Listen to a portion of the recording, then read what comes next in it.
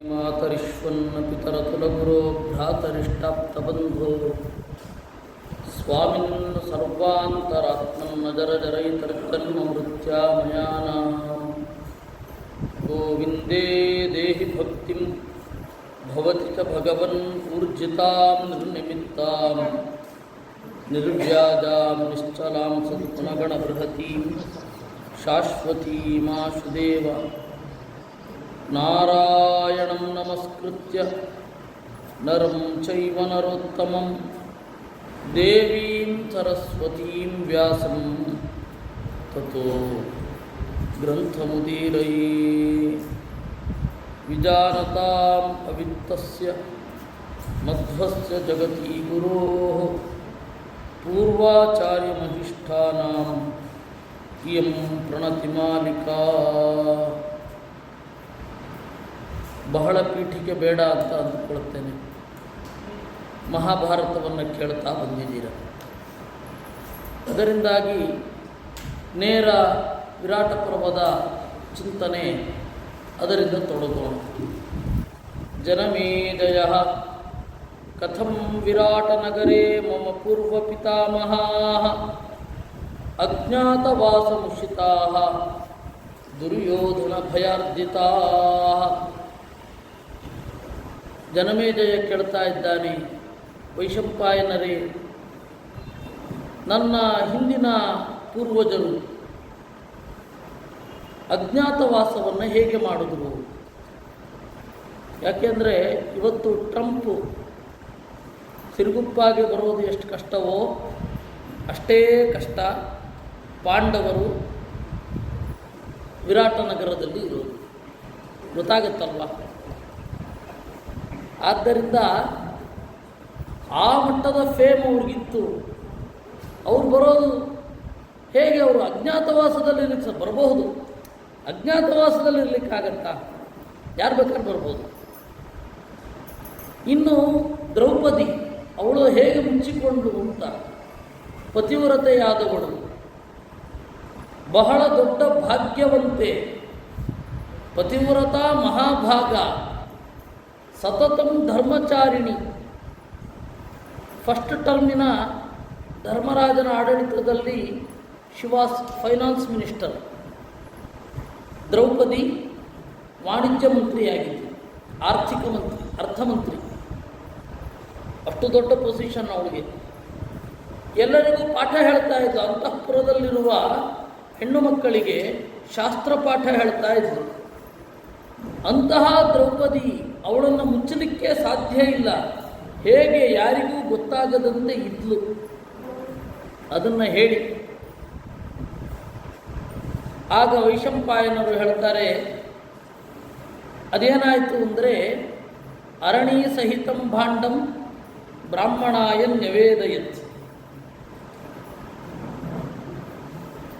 ಈ ಹಿಂದಿನ ಕಥೆಯನ್ನು ನೀವು ಕೇಳಿದ್ದೀರ, ಯಕ್ಷನ ಕಥೆ.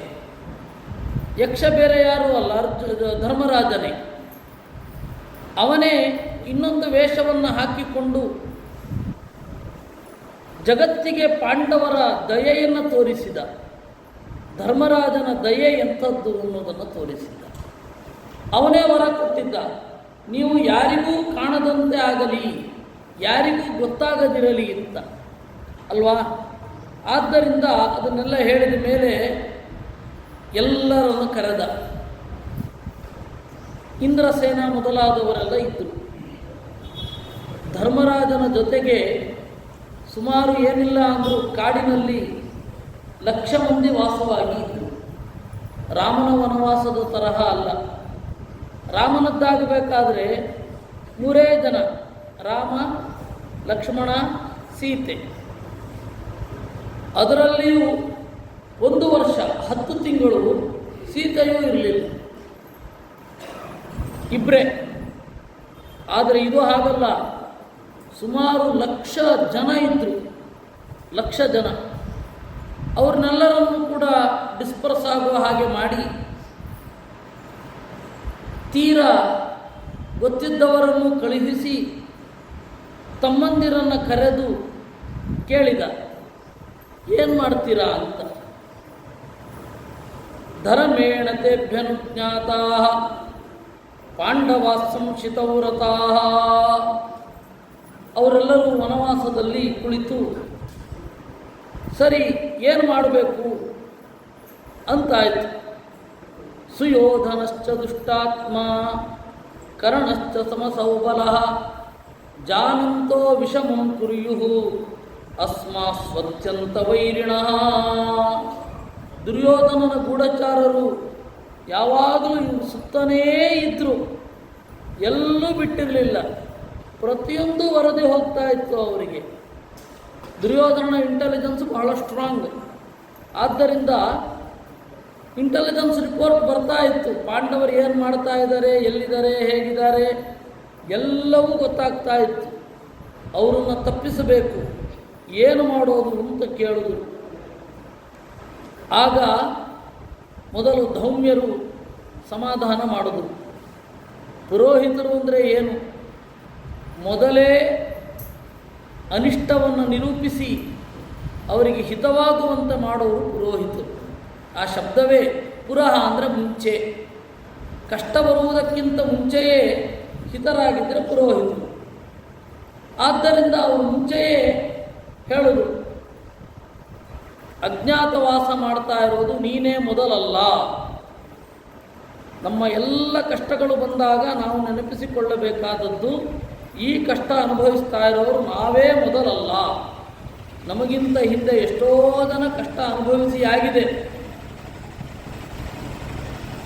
ಅವರಲ್ಲಿ ಯಾರು ಚೆನ್ನಾಗಿ ದಾಟಿದ್ದಾರೆ ಅವರನ್ನು ನೆನಪಿಸ್ಕೋಬೇಕಷ್ಟೇ. ಧರ್ಮರಾಜನಿಗೂ ಕೂಡ ಅದೇ ರೀತಿ ಇತ್ತು. ನಾನೇ ಮೊದಲು ಕಷ್ಟಪಡ್ತಾ ಇರೋದು ಅಂತ. ಮೊದಲು ಅವನದೇ ಸಂಕಟಪಟ್ಟ. ಜೂಜಿನಿಂದ ಯಾವುದಾದರೂ ರಾಜ್ಯವನ್ನು ಕಳ್ಕೊಂಡಿದ್ದಾನ, ನೋಡಿ ನಾನು ಕಳ್ಕೊಂಡಿದ್ದೇನೆ ಎಂದ. ಆಗ ಋಷಿಗಳೆಲ್ಲ ನಳನ ಕಥೆ ಹೇಳಿದ್ರು. ಆಮೇಲೆ ಹೇಳಿದ, ಯಾರದಾದರೂ ರಾಜನ ಹೆಂಡತಿಯನ್ನು ಯಾರಾದರೂ ಎತ್ಕೊಂಡು ಹೋಗಿದ್ದಾರಾ? ಎತ್ಕೊಂಡು ಹೋಗಿದ್ದಾನ ಮಾರಾಯ, ರಾವಣ ಸೀತೆಯನ್ನು ಎತ್ಕೊಂಡು ಹೋಗಿದ್ದಾನೆ ಅಂತ ಕಥೆ ಹೇಳಿದ ಮೇಲೆ ಸಮಾಧಾನ ಆಯಿತು. ಅದರಿಂದ ನಾವು ಕೂಡ ಜಗತ್ತಿನಲ್ಲಿರುವ ಎಲ್ಲ ಕಷ್ಟಗಳು ಮೊದಲು ನನಗೇ ಬಂದಿದೆ ಅಂತ ಅನ್ಕೋಬಾರದು. ಬಂದೋಗಿರುತ್ತೆ, ಎಷ್ಟೋ ಜನ ಬಂದಿರ್ತಾರೆ. ಅದರಿಂದ ಅವ ಏನು ಮಾಡಿದ, ಹಾಗೆ ಅಂದುಕೊಂಡಿದ್ದವ. ಅವನಿಗೆ ಧೌಮ್ಯರು ಹೇಳಿದರು, ದೇವೈರಪ್ಯಾಪದ ಪ್ರಾಪ್ತಾ ಚನ್ನೈಶ್ಚ ಬಹುಭಿಸ್ತಥಾ. ದೇವತೆಗಳು ಬಹಳ ಆಪತ್ತನ್ನು ಎದುರಿಸಿದ್ದಾರೆ. ಈ ತರಹದ ಪರಿಸ್ಥಿತಿ ದೇವತೆಗಳಿಗೆ ಬಂದಿದೆ. ಇಂದ್ರ ಏನು ಮಾಡಿದ, ಬಲ ಅನ್ನುವ ರಾಕ್ಷಸನನ್ನು ಕೊಲ್ಲುವ ಮೊದಲು 1 ವರ್ಷ ಕಾಲ ಅಜ್ಞಾತವಾಸದಲ್ಲಿ ಇದ್ದ. ಇತಿಹಾಸ ಪುರಾಣಗಳನ್ನು ಕೇಳ್ತಾ ಇದ್ದರೆ ಆಯಿತು, ಸ್ಥೈರ್ಯ ಧೈರ್ಯ ಎಲ್ಲ ತನ್ನಿಂದ ತಾನೇ ಬರುತ್ತೆ.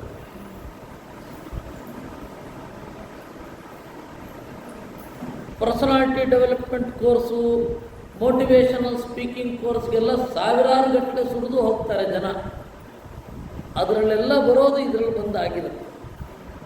ಅವರು ಮಾಡೋದಷ್ಟೇ ತಾನೇ. ಹಿಂದಿನವರ ಕಥೆಯನ್ನು ಹೇಳಿ ಧೈರ್ಯ ತುಂಬುವುದು. ಅದು ನಮ್ಮಿಂದಲೇ ತಗೊಳ್ಳಿ, ಪ್ರಾಚೀನ ಭಾರತದಿಂದಲೇ ತಗೊಳ್ಳಿ. ಆದ್ದರಿಂದ ದಿತಿಪುತ್ರೇ ಹೃತೇ ರಾಜ್ಯೇ ದೇವರಾಜೋಪಯುಕ್ಷಿತ. ಬಹಳ ಹಿಂದೆ ದೈತ್ಯರು ಆಕ್ರಮಣ ಮಾಡಿದಾಗ ಇಂದ್ರ ಯಾರಿಗೂ ಗೊತ್ತಾಗದಂತೆ ಬ್ರಾಹ್ಮಣ ವೇಷವನ್ನು ತೊಟ್ಟುಕೊಂಡಿದ್ದ. ವಿಷ್ಣುನಾಶ್ಮಗಿರಿಂ ಪ್ರಾಪ್ಯ ತದಾದಿತ್ಯಾಂ ನಿವತ್ಸ್ಯತ ಗರ್ಭೆ ವಧಾಯ ದೈತ್ಯಾನಾಂ ಅಜ್ಞಾತಂ ಚೋಷಿತಂ ಚಿರಂ. ಇಂದ್ರ ಆಯ್ತಲ್ಲ, ಹಾಗೆ ನಾರಾಯಣ ಯಾರಿಗೂ ಗೊತ್ತಾಗದ ಹಾಗೆ ಅದಿತಿ ನಾರಾಯಣನನ್ನು ಬಸಿರಿನಲ್ಲಿ ಹೊತ್ತು ಯಾರಿಗೂ ಗೊತ್ತಾಗದ ಜಾಗದಲ್ಲಿ ಇದ್ದಂತೆ. ಅದರಿಂದಾಗಿ ಅವರು ಕೂಡ ಅಜ್ಞಾತವಾಸ ಮಾಡಿದ್ದಾರೆ. ಔರ್ವೇಣ ವಸತಾಚ್ಛನ್ನಂ ಊರೌ ಬ್ರಹ್ಮರ್ಷಿಣಾಪುರ. ಒಂದು ಕಾಲದಲ್ಲಿ ಬ್ರಾಹ್ಮಣರನ್ನು ಕಂಡು ಕಡೆ ಹೊಡಿಲಿಕ್ಕೆ ಶುರು ಮಾಡಿದ್ರು. ಯಾವ ರೀತಿ ಅಂತಂದರೆ ಗರ್ಭಿಣಿಯನ್ನು ಬಿಡ್ತಾ ಇರಲಿಲ್ಲ. ಮುಂದೆ ಒಬ್ಬ ಬ್ರಾಹ್ಮಣ ಹುಟ್ಟಿಯಾನು ಅಂತ ಹೇಳಿ ಗರ್ಭಿಣಿಯರಾದ ಹೆಣ್ಣು ಮಕ್ಕಳಿಗೂ ಹೊಡಿಲಿಕ್ಕೆ ಶುರು ಮಾಡಿದ್ರು. ಆಗ ಒಬ್ಬಳು ಮಹಾತಾಯಿ ಔರ್ವ ಅಂತನ್ನುವ ಒಬ್ಬ ಮಗನನ್ನು ತೊಡೆಯಲ್ಲಿ ಇಟ್ಟುಕೊಂಡಿದ್ಲು. ಹೊಟ್ಟೆಯಲ್ಲಿ ಇದ್ದರೆ ಗೊತ್ತಾಗತ್ತೆ ಅಂತ. ಆ ತರಹದ ಪರಿಸ್ಥಿತಿ ನಮಗೆ ಈಗ ಆಶ್ಚರ್ಯ ಅನಿಸುತ್ತೆ, ಆದರೆ ಅವತ್ತು ಆ ಪರಿಸ್ಥಿತಿ ಬಂದಾಗ ಅದು ನಡ್ಕೊಂಡು ಹೋಗುತ್ತೆ ಅಷ್ಟೇ. ಅದರಿಂದಾಗಿ ಔರ್ವ ಆಮೇಲೆ ಅವನು ಬಂದು ಕ್ಷತ್ರಿಯರನ್ನೆಲ್ಲ ನಾಶ ಮಾಡಿದ. ಹಾಗಾಗತ್ತೆ. ಇನ್ನು ವೃತ್ರನನ್ನು ಕೊಂದಾಗ ದೇವರು ವಜ್ರಾಯುಧದ ಒಳಗಡೆ ಇರಲಿಲ್ಲೇನು? ಇನ್ನು ಸೂರ್ಯನು ಕೂಡ ಅಜ್ಞಾತವಾಸ ಮಾಡಿದ್ದಾನೆ. ದಶರಥನ ಮನೆಯಲ್ಲಿ ರಾಮನಾಗಿ ಅಜ್ಞಾತವಾಸ ಮಾಡಲಿಲ್ಲೇನು ದೇವರು? ಏವಮೇತೆ ಮಹಾತ್ಮಾನಃ ಪ್ರಚ್ಛನ್ನಾಸ್ತತ್ರ ತತ್ರ. ಅದರಿಂದ ವೇಷ ಮುಡಿಸ್ಕೊಳ್ಳೋದು, ಅಬ್ಸ್ಕಾಂಡ್ ಆಗೋದು, ಅಂಡರ್ವರ್ಲ್ಡಿನ ಪರಿಭಾಷೆಯಲ್ಲಿ ಹೇಳೋದಾದರೆ ಅಂದರ್ ಆಗೋದು, ಇವೆಲ್ಲ it is not new issue. ಅದು ಹೊಸ ವಿಷಯ ಅಲ್ಲ. ಇಟ್ ಈಸ್ ಕ್ವೈಟ್ ಕಾಮನ್, ಅತ್ಯಂತ ಸಾಧಾರಣ. ಅಂಡರ್ ಕವರ್ ಆಫೀಸರ್ಸ್ ಇರ್ತಾರೋ ಇಲ್ವೋ, ಹೌದು, ಅದು ಒಂದು ಅಜ್ಞಾತವಾಸವೇ. ಆ ಕಾರಣದಿಂದ ಗೂಢಚಾರರಂತೂ ಅಜ್ಞಾತವಾಸ ಮಾಡಲೇಬೇಕಾಗತ್ತೆ. ಸ್ಪೈಗಳು ಊರೆಲ್ಲ ಹೆಸರಾಡ್ಕೊಂಡು ತಿರುಗಲಿಕ್ಕಾಗತ್ತಾ? ಆ ರೀತಿ ಹೆಸರು ಹೇಳಬಲ್ಲವನೊಬ್ಬನೇ ಬಾಂಡ್, ಜೇಮ್ಸ್ ಬಾಂಡ್ ಅಂತ ಹೇಳ್ಕೊತಾನೆ. ನೀವು ಸುಮ್ಮನೆ ಯೋಚನೆ ಮಾಡಿ, ಯಾರಾದರೂ ಒಬ್ಬ ಆ ರೀತಿ ಹೇಳ್ಕೊಂಡು ಓಡಾಡ್ಲಿಕ್ಕಾಗತ್ತಾ ಅವನ ಹೆಸರನ್ನು? ಅದರಿಂದಾಗಿ ಅದು ಅಜ್ಞಾತವಾಸವೇ. ಅದರಿಂದಾಗಿ ಅಜ್ಞಾತವಾಸ ಅನ್ನೋದು ಅತ್ಯಂತ common. Nothing is new under the rays of sun ಅಂತ. ಸೂರ್ಯನ ಬೆಳಕಿನ ಕೆಳಗೆ ಯಾವುದೂ ಹೊಸದಲ್ಲ, ಎಲ್ಲವೂ ಹಳೆಯದು. ಅದರಿಂದ ನೀನು ಕೂಡ ಅಜ್ಞಾತವಾಸ ಮಾಡು ಅಂದರು. ಆಮೇಲೆ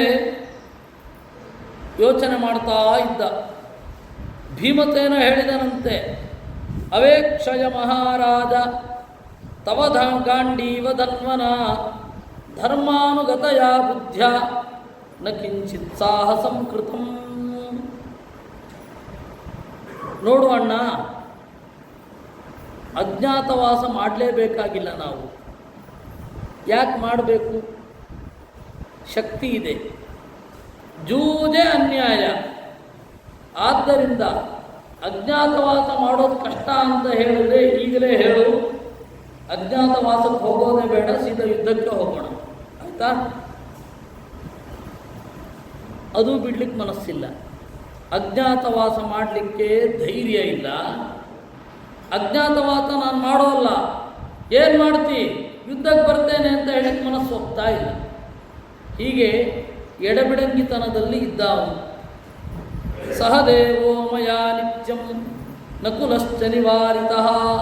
ನಿನಗಾಗಿ ನಾವು 4 ಜನ ಅಣ್ಣ ತಮ್ಮಂದಿರು ಸಂಯಮದಿಂದ ಇದ್ದೇವೆ. We are controlling our self for the sake of you. ಆದ್ದರಿಂದ ನೀನು ಅನುಮತಿ ಕೊಟ್ಟರೆ ಆರಾಮವಾಗಿ ಅವನನ್ನು ಕೊಲ್ಲಬಹುದು, ಅಜ್ಞಾತವಾಸ ಬೇಡ. ಹೀಗೆ ಹೇಳಿದಾಗ ಅವನು ಹೇಳಿದನಂತೆ, ವಿದಿತಂ ಭವತಾಂತರವಂ ಭವದ್ಭಿಃ ಯೈಶ್ಚ ಕೃತಾ ವಯಂ ಛದ್ಮನಾ ಹೃತರಾಜ್ಯಾಶ್ಚ ನಿಸ್ವಾಶ್ಚ ಬಹುಶಕೃತಾಃ. ಯುಧಿಷ್ಠಿರ ಹೇಳಿದ, ನೀನು ಹೇಳಿದ್ದೆಲ್ಲ ಕರೆಕ್ಟ್ ಇದೆ. ಇದನ್ನು ನೀನು ಸುಮಾರು 11 ವರ್ಷ ಮೊದಲೇನೇ ಹೇಳಿದ್ದಿ. ಅಜ್ಞಾತವಾಸ ಆದ 1 ವರ್ಷ ಆದ ಕೂಡಲೇ ಹೇಳಿದ್ದಿ. ಜೂಜು ಅನ್ನೋದು ಅದೇ ಒಂದು ಅನ್ಯಾಯ. ಆ ಅನ್ಯಾಯದ ಪ್ರಕಾರ ನ್ಯಾಯವಾಗಿ ಯಾಕಿರಬೇಕು ಅಂತ. ಅವರು ಎಷ್ಟು ಬೇಕಾದರೂ ಮೋಸ ಮಾಡಬಹುದು, ನಾವು ಮಾತ್ರ ಮೋಸ ಮಾಡಬಾರದು. ಇದು ಮೆಂಟಾಲಿಟಿ ಇರುತ್ತೆ ಕೆಲವರಿಗೆ. ವಿಶೇಷತಃ ಇವಾಗ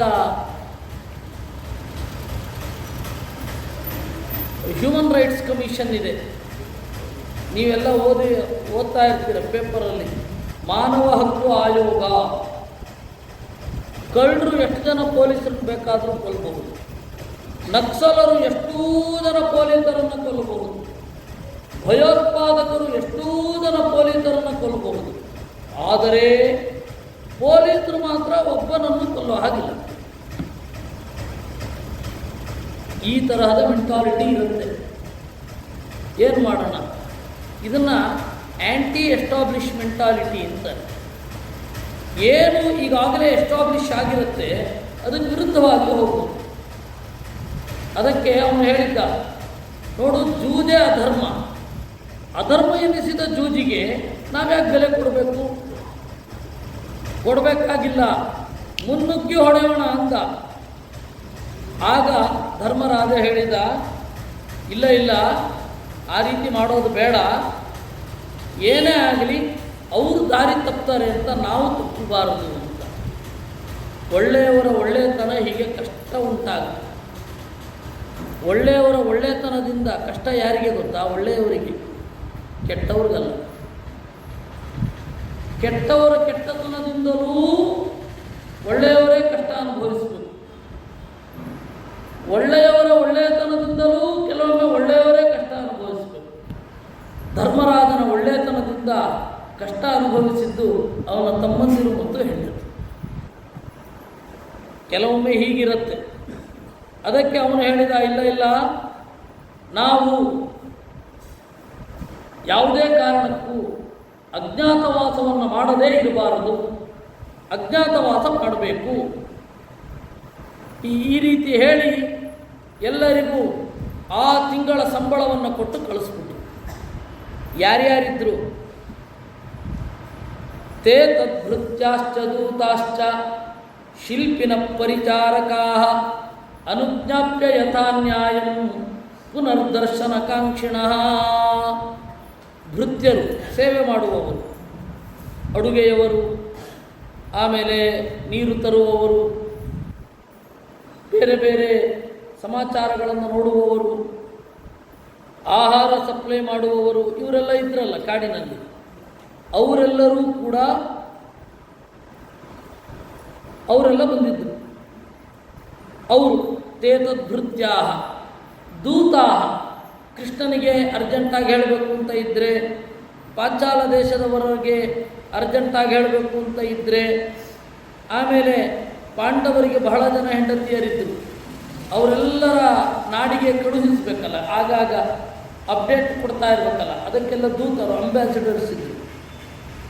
ಅವರನ್ನು ಶಿಲ್ಪಿನಃ, ಇಂಜಿನಿಯರ್ಸ್, ಆಮೇಲೆ ಚಿತ್ರ ಬರೆಯುವವರು, ನಾಟಕ ಮಾಡುವವರು, ಪಾಂಡವರ ಪರ್ಸನಲ್ ಸಂಬಳದಿಂದ ಕೊಡ್ತಾ ಇದ್ದರು ಅವರಿಗೆ, ಅವರೆಲ್ಲ ಶಿಲ್ಪಿಗಳು.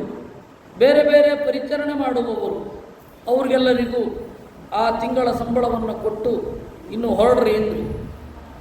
ಅವರು ಕೈ ಮುಕ್ಕೊಂಡು ಹೇಳಿದ್ರು, ಮತ್ತೆ ನೋಡೋಣ. ಅವ್ರದ್ದಷ್ಟೇ ಪ್ರಾರ್ಥನೆ. ಅಂದರೆ ಕೆಲಸ ಮಾಡುವವರಿಗೆ ಪಾಂಡವರನ್ನು ಬಿಟ್ಟಿರಲಿಕ್ಕಾಗದಷ್ಟು ಆತ್ಮೀಯತೆ, ಅಷ್ಟು ಚೆನ್ನಾಗಿ ನೋಡ್ಕೊಳ್ತಾ ಇದ್ರು ಅವರು. ಹೀಗೆ ಎಲ್ಲರೂ ಹೋದ ಮೇಲೆ ಅಲ್ಲಿಂದ ಇನ್ನೊಂದು ಜಾಗಕ್ಕೆ ಹೋದರು. ಕೃಷ್ಣಾನ್ ಆದಾಯ ಭಾರತ ಕ್ರೋಶ ಮಾತ್ರ ಅತಿಕ್ರಮ್ಯ 1 ಮೈಲು ದೂರ ಹೋಗಿ ಅಲ್ಲಿ ಕುಳಿತುಕೊಂಡ್ರು. ಮತ್ತೆ ಅಲ್ಲಿ ಕೂತ್ಕೊಂಡು ನಾಳೆ ಬೆಳಗ್ಗೆ ಹೇಗೆ ಹೋಗಬೇಕು, ಎಲ್ಲಿಗೆ ಹೋಗಬೇಕು ಅಂತ. ಯಾಕೆ ಅಂದರೆ ದುಶ್ಯಾಸನ ಏನು ಹೇಳಿದ್ದ ಗೊತ್ತಾ? ದುಶ್ಯಾಸನ ದುರ್ಯೋಧನನಿಗೆ ಹೇಳಿಕೊಟ್ಟಿದ್ದು, ಅದರಂತೆ ಮಾಡಲಿಕ್ಕೆ ಹೊರಟಿದ್ದು. ದುಶ್ಯಾಸನ ಏನು ಹೇಳಿದ್ದ? ವಾಸಂ ಪ್ರಸಿದ್ಧ ನೃಪತೇ ಪುರೇ ನೈವಾತಿ ದೂರತಃ. ಎಲ್ಲೋ ಹೋಗಿ ಕೂತ್ಕೋಬಾರ್ದು, ಹಸ್ತಿನಪುರಕ್ಕೆ 1 ಹಗಲು ಪ್ರಯಾಣ ಇರಬೇಕು ಅಷ್ಟೇ. ಅದರಿಂದಾಗಿ ದೂರ ಹೋದೆ, ಅಜ್ಞಾತವಾಸ ಅಂತ ಹೇಳಿದ ಕೂಡಲೇ ಎಲ್ಲೋ ಹೋಗಿ ಅಪ್ಸ್ಕೊಂಡಾಗೋದಲ್ಲ, ಹತ್ತಿರದಲ್ಲೇ ಇರಬೇಕು. ಆಮೇಲೆ ಪುರೇ ನೈವ ಅತಿ ದೂರತಃ, ಯಾರಾದರೂ ಒಬ್ಬರು ಗೊತ್ತಾದರೂ ತಿಳಿತಾರೆ, ಒಬ್ಬರು ಗೊತ್ತಾದರೂ ಅಷ್ಟೂ ಜನ ಅಜ್ಞಾತವಾಸಕ್ಕೆ ಮತ್ತೆ ಹೋಗಬೇಕು. ಇನ್ನು ಅಜ್ಞಾತವಾಸವೂ ಅಲ್ಲ, 12 ವರ್ಷ ವನವಾಸ, 1 ವರ್ಷ ಅಜ್ಞಾತವಾಸ. ಇದು ಅಗ್ರಿಮೆಂಟ್ ಆಗಿದ್ದಿತ್ತು. ಆಯಿತು ಒಂದು ಒಪ್ಕೊಂಡಿದ್ರು ಅವರು, ಸೋತವರು ಅವರು ಅಂತ. ಅದರಿಂದಾಗಿ ಎಲ್ಲಿಗೆ ಹೋಗಬೇಕು, ಅದು ಪ್ರಸಿದ್ಧನಾಗಿರಬೇಕು, ಅಪ್ರಸಿದ್ಧನಲ್ಲಿ ನಿಲ್ಲೋ ಹಾಗಿಲ್ಲ. ಏನು ಮಾಡಬೇಕು ಅಂತ ಸಂಧಿ ವಿಗ್ರಹ ಕಾಲಜ್ಞಾ ಮಂತ್ರಾಯ ಸಮುಪಾವಿಶನ್. ಸಂಧಿ ಯಾವಾಗ ಕಾಂಪ್ರಮೈಸ್ ಮಾಡ್ಕೋಬೇಕು ಅಂತ ಗೊತ್ತಿರುತ್ತೆ, ವಿಗ್ರಹ ಯಾವಾಗ ಜಗಳ ಆಡಬೇಕು ಅಂತ ಗೊತ್ತಿರಬೇಕು. ಎರಡೂ ಯಾರಿಗಿದೆಯೋ ಅವರು ಯುದ್ಧಕ್ಕೆ ಅಂತ ಮಂತ್ರಾಲೋಚನೆ ಮಾಡಬಲ್ಲರು ಅನ್ನುವಲ್ಲಿಗೆ 1ನೇ ಅಧ್ಯಾಯ ಮುಗಿತು. ನಿವೃತ್ತ ವನವಾಸಾಸ್ತೆ ಸತ್ಯಸಂಧಾ ಮನಸ್ವಿನಃ ಅಕುರ್ವತ ಪುನರ್ಮಂತ್ರಂ ಸಹ ಧೌಮ್ಯೇನ ಪಾಂಡವಾ. ಮತ್ತೆ ಮಾತನಾಡಿದ್ರು, ಎಷ್ಟು ಮಾತನಾಡಿದ್ರು ಸಾಲದಲ್ವಾ? ನಮಗೆ ಈಗ ಕಥೆ ಒಂದೇ ಲೈನಲ್ಲಿ ಬೇಕು ಅಂತ ಇರುತ್ತೆ, ಆದರೆ ಕಥೆ ಹಂಗೆ ನಡೆದಿರೋಲ್ವಲ್ಲ ಅಲ್ವಾ? ಒಂದು ಲೈನಲ್ಲಿ ಹೇಳಬೇಕಾದ್ರೆ ಕಂಸ ಏನು ಮಾಡಿದ? ದೇವಕಿಯನ್ನು ಹೊಡಿಲಿಕ್ಕೆ ಅಂತ ಹೋದ.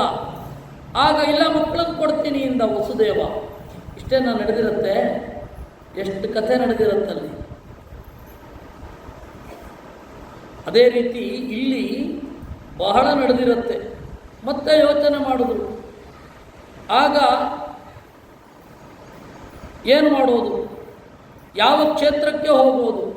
ಯಾನಿ ರಾಷ್ಟ್ರಾಯ ವಾಸಾಯ ಕೀರ್ತಯಿಷ್ಯಾಮಿ ಕಾನಚಿತ್ ರಮಣೀಯಾನಿ ಗುಪ್ತಾನಿ ತೇಷು ಕಿಂಚಿತ್ತು ರೋಚಯ. ನಾವು ನಾಡಿಗೆ ಹೋಗಬೇಕು, ನಾನು ಊರುಗಳ ಲಿಸ್ಟ್ ಹೇಳ್ತೀನಿ, ಅದನ್ನು ಹೇಳು.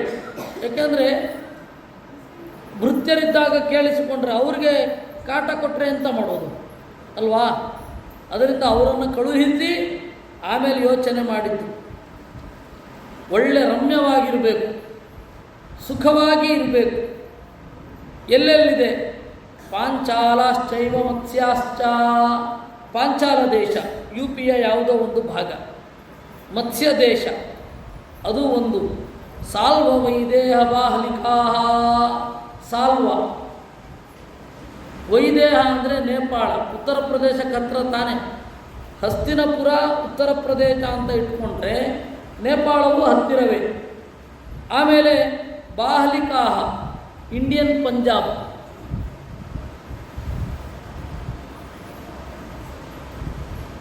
ಡೆಲ್ಲಿ ಅಥವಾ ಕುರುಕ್ಷೇತ್ರ ಹರಿಯಾಣ, ಚಂಡೀಗಢಕ್ಕೆ ಬಂದರೆ ಪಂಜಾಬ್ ಸಿಕ್ಬಿಡುತ್ತೆ.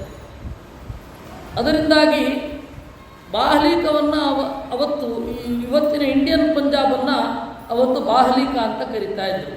ಅಲ್ಲಿಗೆ ಹೋಗೋಣ. ದಶಾರ್ಣ ಶೂರಸೇನಾಶ್ಚ ಕಳಿಂಗಾಮಾಗಧ ಅಪಿ. ದಶಾರ್ಣ ದೇಶ, ಶೂರಸೇನ ಅಂತ ಹೇಳಿದ್ರೆ ಮಧುರಾ ಇದ್ದ ಜಾಗ. ಆಮೇಲೆ ಮಥುರಾ ಅಂತ ಆಯ್ತದು, ಮಧುರಾ ಅಂತ ಮೊದಲು. ಮಧುರಾ ಇದ್ದ ಜಾಗ, ಅಲ್ಲಿಗೆ ಹೋಗೋಣವೇ? ಕಳಿಂಗಾಹ ಬೇಡ, ಕೆಳಗಡೆ ಇಳಿದು ಬಿಡೋಣ. ಒರಿಸ್ಸಾ, ಮಾಗಧ ಅಪಿ ಬಿಹಾರ. ವಿರಾಟ ನಗರಂ ಚಾಪಿ ಶ್ರೂಯತೆ ಶತ್ರುಕರ್ಷಣ ರಮಣೀಯಂ ಜನಾಕೀರ್ಣಂ ಸುಭಿಕ್ಷಂ ಸ್ಫೀತಮೇವ ಚ. ಈ ರೀತಿ ಹೇಳಿ ಅವರು ಹೇಳಿದ್ರು, ವಿರಾಟ ನಗರಕ್ಕೆ ಹೋಗಬಹುದೇನೋ, ಚೆನ್ನಾಗಿದೆ, ಬೇಕಾಷ್ಟು ರಾಷ್ಟ್ರಗಳಿದೆ, ನೀನೇ ಹೇಳಬೇಕು ಅಂತ ಹೇಳಿದಾಗ ಯುಧಿಷ್ಠಿರ ಒಂದು ಸ್ವಲ್ಪ ಹೊತ್ತು ಯೋಚನೆ ಮಾಡಿದ. ಯೋಚನೆ ಮಾಡಿ, ನೋಡು ವಿರಾಟ ಅವನ ಜಾಗಕ್ಕೆ ಹೋಗೋಣ. ಯಾಕೆಂದರೆ ಇವಾಗ ಇರುವ ರಾಜರಲ್ಲಿ ಅತ್ಯಂತ ವಯಸ್ಸಾದವ ಅಂದರೆ ವಿರಾಟ. ಎಷ್ಟು ವರ್ಷ? 800 ವರ್ಷ. ಅದೇ ಲಾಸ್ಟ್ ಜನರೇಷನ್. 800 ವರ್ಷ ಬಾಳಿದ ಲಾಸ್ಟ್ ಜನರೇಷನ್ ಯಾವುದು ಅಂತಂದರೆ ವಿರಾಟ, ದೃಪದ, ದ್ರೋಣ, ಭೀಷ್ಮ. ಬಾಹ್ಲಿಕ ಇನ್ನೂ ಜಾಸ್ತಿ. ಯಾಕೆಂದರೆ ಬಾಹ್ಲಿಕ ಶಂತನುವಿನ ಅಣ್ಣ. ಶಂತನುವಿನ ಮಗ ಯಾರು? ವಿಚಿತ್ರವೀರ್ಯ. ವಿಚಿತ್ರವೀರ್ಯನ ಮಗ ಯಾರು? ಧೃತರಾಷ್ಟ್ರ. ಧೃತರಾಷ್ಟ್ರನ ಮಗ ಯಾರು? ದುರ್ಯೋಧನ. ಹೀಗಾಗಿ ಆ ಶಂತನುವಿನ ಅಣ್ಣ ಬಾಹ್ಲಿಕ, ಅವರು ಬಹಳ ವಯಸ್ಸಾಗಿತ್ತು. ಆಗ ಲಾಸ್ಟ್ ತಲೆಮಾರು ಅಂತ ಹೇಳಿದ್ನಲ್ಲ, ಇದು ಕಲಿಯುಗ ಶುರುವಾಗುವುದಕ್ಕಿಂತ ಮುಂಚೆ ಅತ್ಯಂತ ಹೆಚ್ಚು ಕಾಲ ಬಾಳಿದವರು. ಪಾಂಡವರಿಗೆ ಏನಿಲ್ಲ ಅಂತ ಹೇಳಿದ್ರು, ಇವನಿಗೆ 71, ಧರ್ಮರಾಜನಿಗೆ ಯುದ್ಧದ ಸಮಯದಲ್ಲಿ 72 ಆಯಿತು. ಭೀಮಸೇನನಿಗೆ ಸುಮಾರು 70. ಇವನಿಗೆ ಇವಾಗ 70 ಅಂದರೆ ಅರ್ಜುನನಿಗೆ ಮತ್ತು ಕೃಷ್ಣನಿಗೆ ಸಮವಯಸ್ಸು 69. 68 ನಕುಲ ಸಹದೇವರಿಗೆ, 67 ದ್ರೌಪದಿಗೆ. ಗೊತ್ತಾಯ್ತಾ? ಕೀಚಕ ಕೈ ಹಿಡಿದು ಎಳೆದಾಗ 67 ವರ್ಷ ಅಷ್ಟೇ ದ್ರೌಪದಿಗೆ.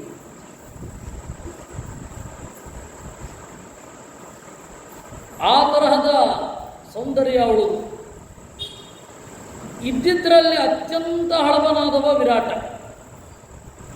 ದಾನಶೀಲೋ ವದಾನ್ಯಶ್ಚ ವೃದ್ಧ ಸತ್ಸು ಸುಸಮ್ಮತಃ. ಸಜ್ಜನರಿಗೆ ಅತ್ಯಂತ ಸಮ್ಮತ, ಯೋಗ್ಯ. ಈ ವಿರಾಟ ನಗರದಲ್ಲಿ 1 ವರ್ಷಗಳ ಕಾಲ ವಾಸ ಮಾಡೋಣ. ಸರಿ, ಏನೇನು ಮಾಡಬೇಕು? ಸೀದಾ ಹೋಗಿ ಇರ್ತೇವೆ ಅತಿಥಿಗಳ ತರಹ ಅನ್ಲಿಕ್ಕಾಗತ್ತಾ? ವಾಸ ಮಾಡಬೇಕು. ಅರ್ಜುನ, ನೀ ಏನು ಮಾಡ್ತೀಯ? ಯಾಕೆಂದರೆ ನೀನು ಚಕ್ರವರ್ತಿಯಾಗಿ ಮೆರೆದವನು. ಯಾರ ಬಳಿಯೂ ತಲೆ ತಗ್ಗಿಸಿ ಅಭ್ಯಾಸ ಇಲ್ಲ. ನೀನು ಯಾವ ಕೆಲಸ ಮಾಡ್ತೀ? ಸತ್ಯವಾಗಸಿ ಯಾಜ್ಞೀಯ ರಾಗಕ್ರೋಧ ವಿವರ್ಜಿತ. ಸತ್ಯವಾದ ಮಾತನ್ನೇ ಆಡುವವ. ಏನು ಮಾಡ್ತಿ? ನೀನೇ ಮೊದಲು ಹೇಳುವಂದಾಗ ಅವನು ಹೇಳಿದ, ಸಭಾಸ್ತಾರೋ ಭವಿಷ್ಯಾಮಿ ವಿರಾಟಸ್ಯೇತಿ ಮೇ ಮತಿ. ನಾನು ಅವನ ಸಭೆಯಲ್ಲಿ ಇರ್ತೇನೆ. ಕಂಕೋ ನಾಮ ಬ್ರುವಾಣೋಹಂ ಮತಾಕ್ಷ ಸಾಧು ದೇವಿತಾ. ನನ್ನ ಹೆಸರು ಕಂಕ ಅಂತ ಹೇಳ್ಕೊಳ್ತೇನೆ. ಸನ್ಯಾಸಿಯಾಗಿ ಇರ್ತೇನೆ. ಆಯಿತಾ? ನಾನು ಅವನಿಗೆ ಹೇಳ್ತೇನೆ, 1 ವರ್ಷಗಳ ಕಾಲ ನಮ್ಮದೊಂದು ವ್ರತ ಇದೆ, ಆದರೆ ಜೂಜಿಗೆ ಮಾತ್ರ ವಿನಾಯಿತಿ. ಎಲ್ಲವನ್ನು ತೊರೆದಿದ್ದೇನೆ ಎಕ್ಸೆಪ್ಟ್ ಗ್ಯಾಮ್ಲಿಂಗ್. ಅದು ಒಂದು ಮಾತ್ರ ಇರುತ್ತೆ. ಯಾಕೆ? ಅವನಿಗೆ ಒಳಗಡೆ ಒಂದು ಭಾವ ಇತ್ತು ಅಂತ ಮಧ್ವರು ಹೇಳ್ತಾರೆ.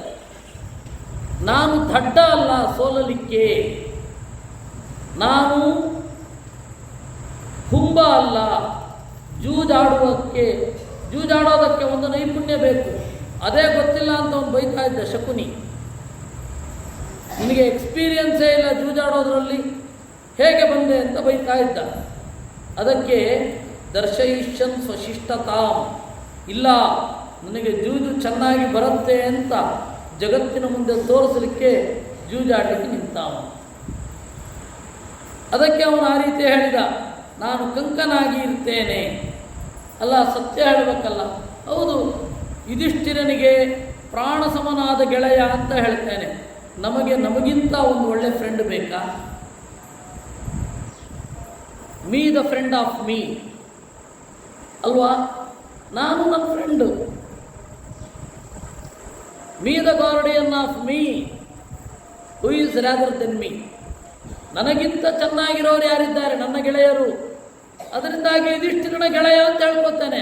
ಆಗ ನಾನೇ ಆಮೇಲೆ ಹೇಳಿದ ಹಾಗೆ ಆಗತ್ತೆ.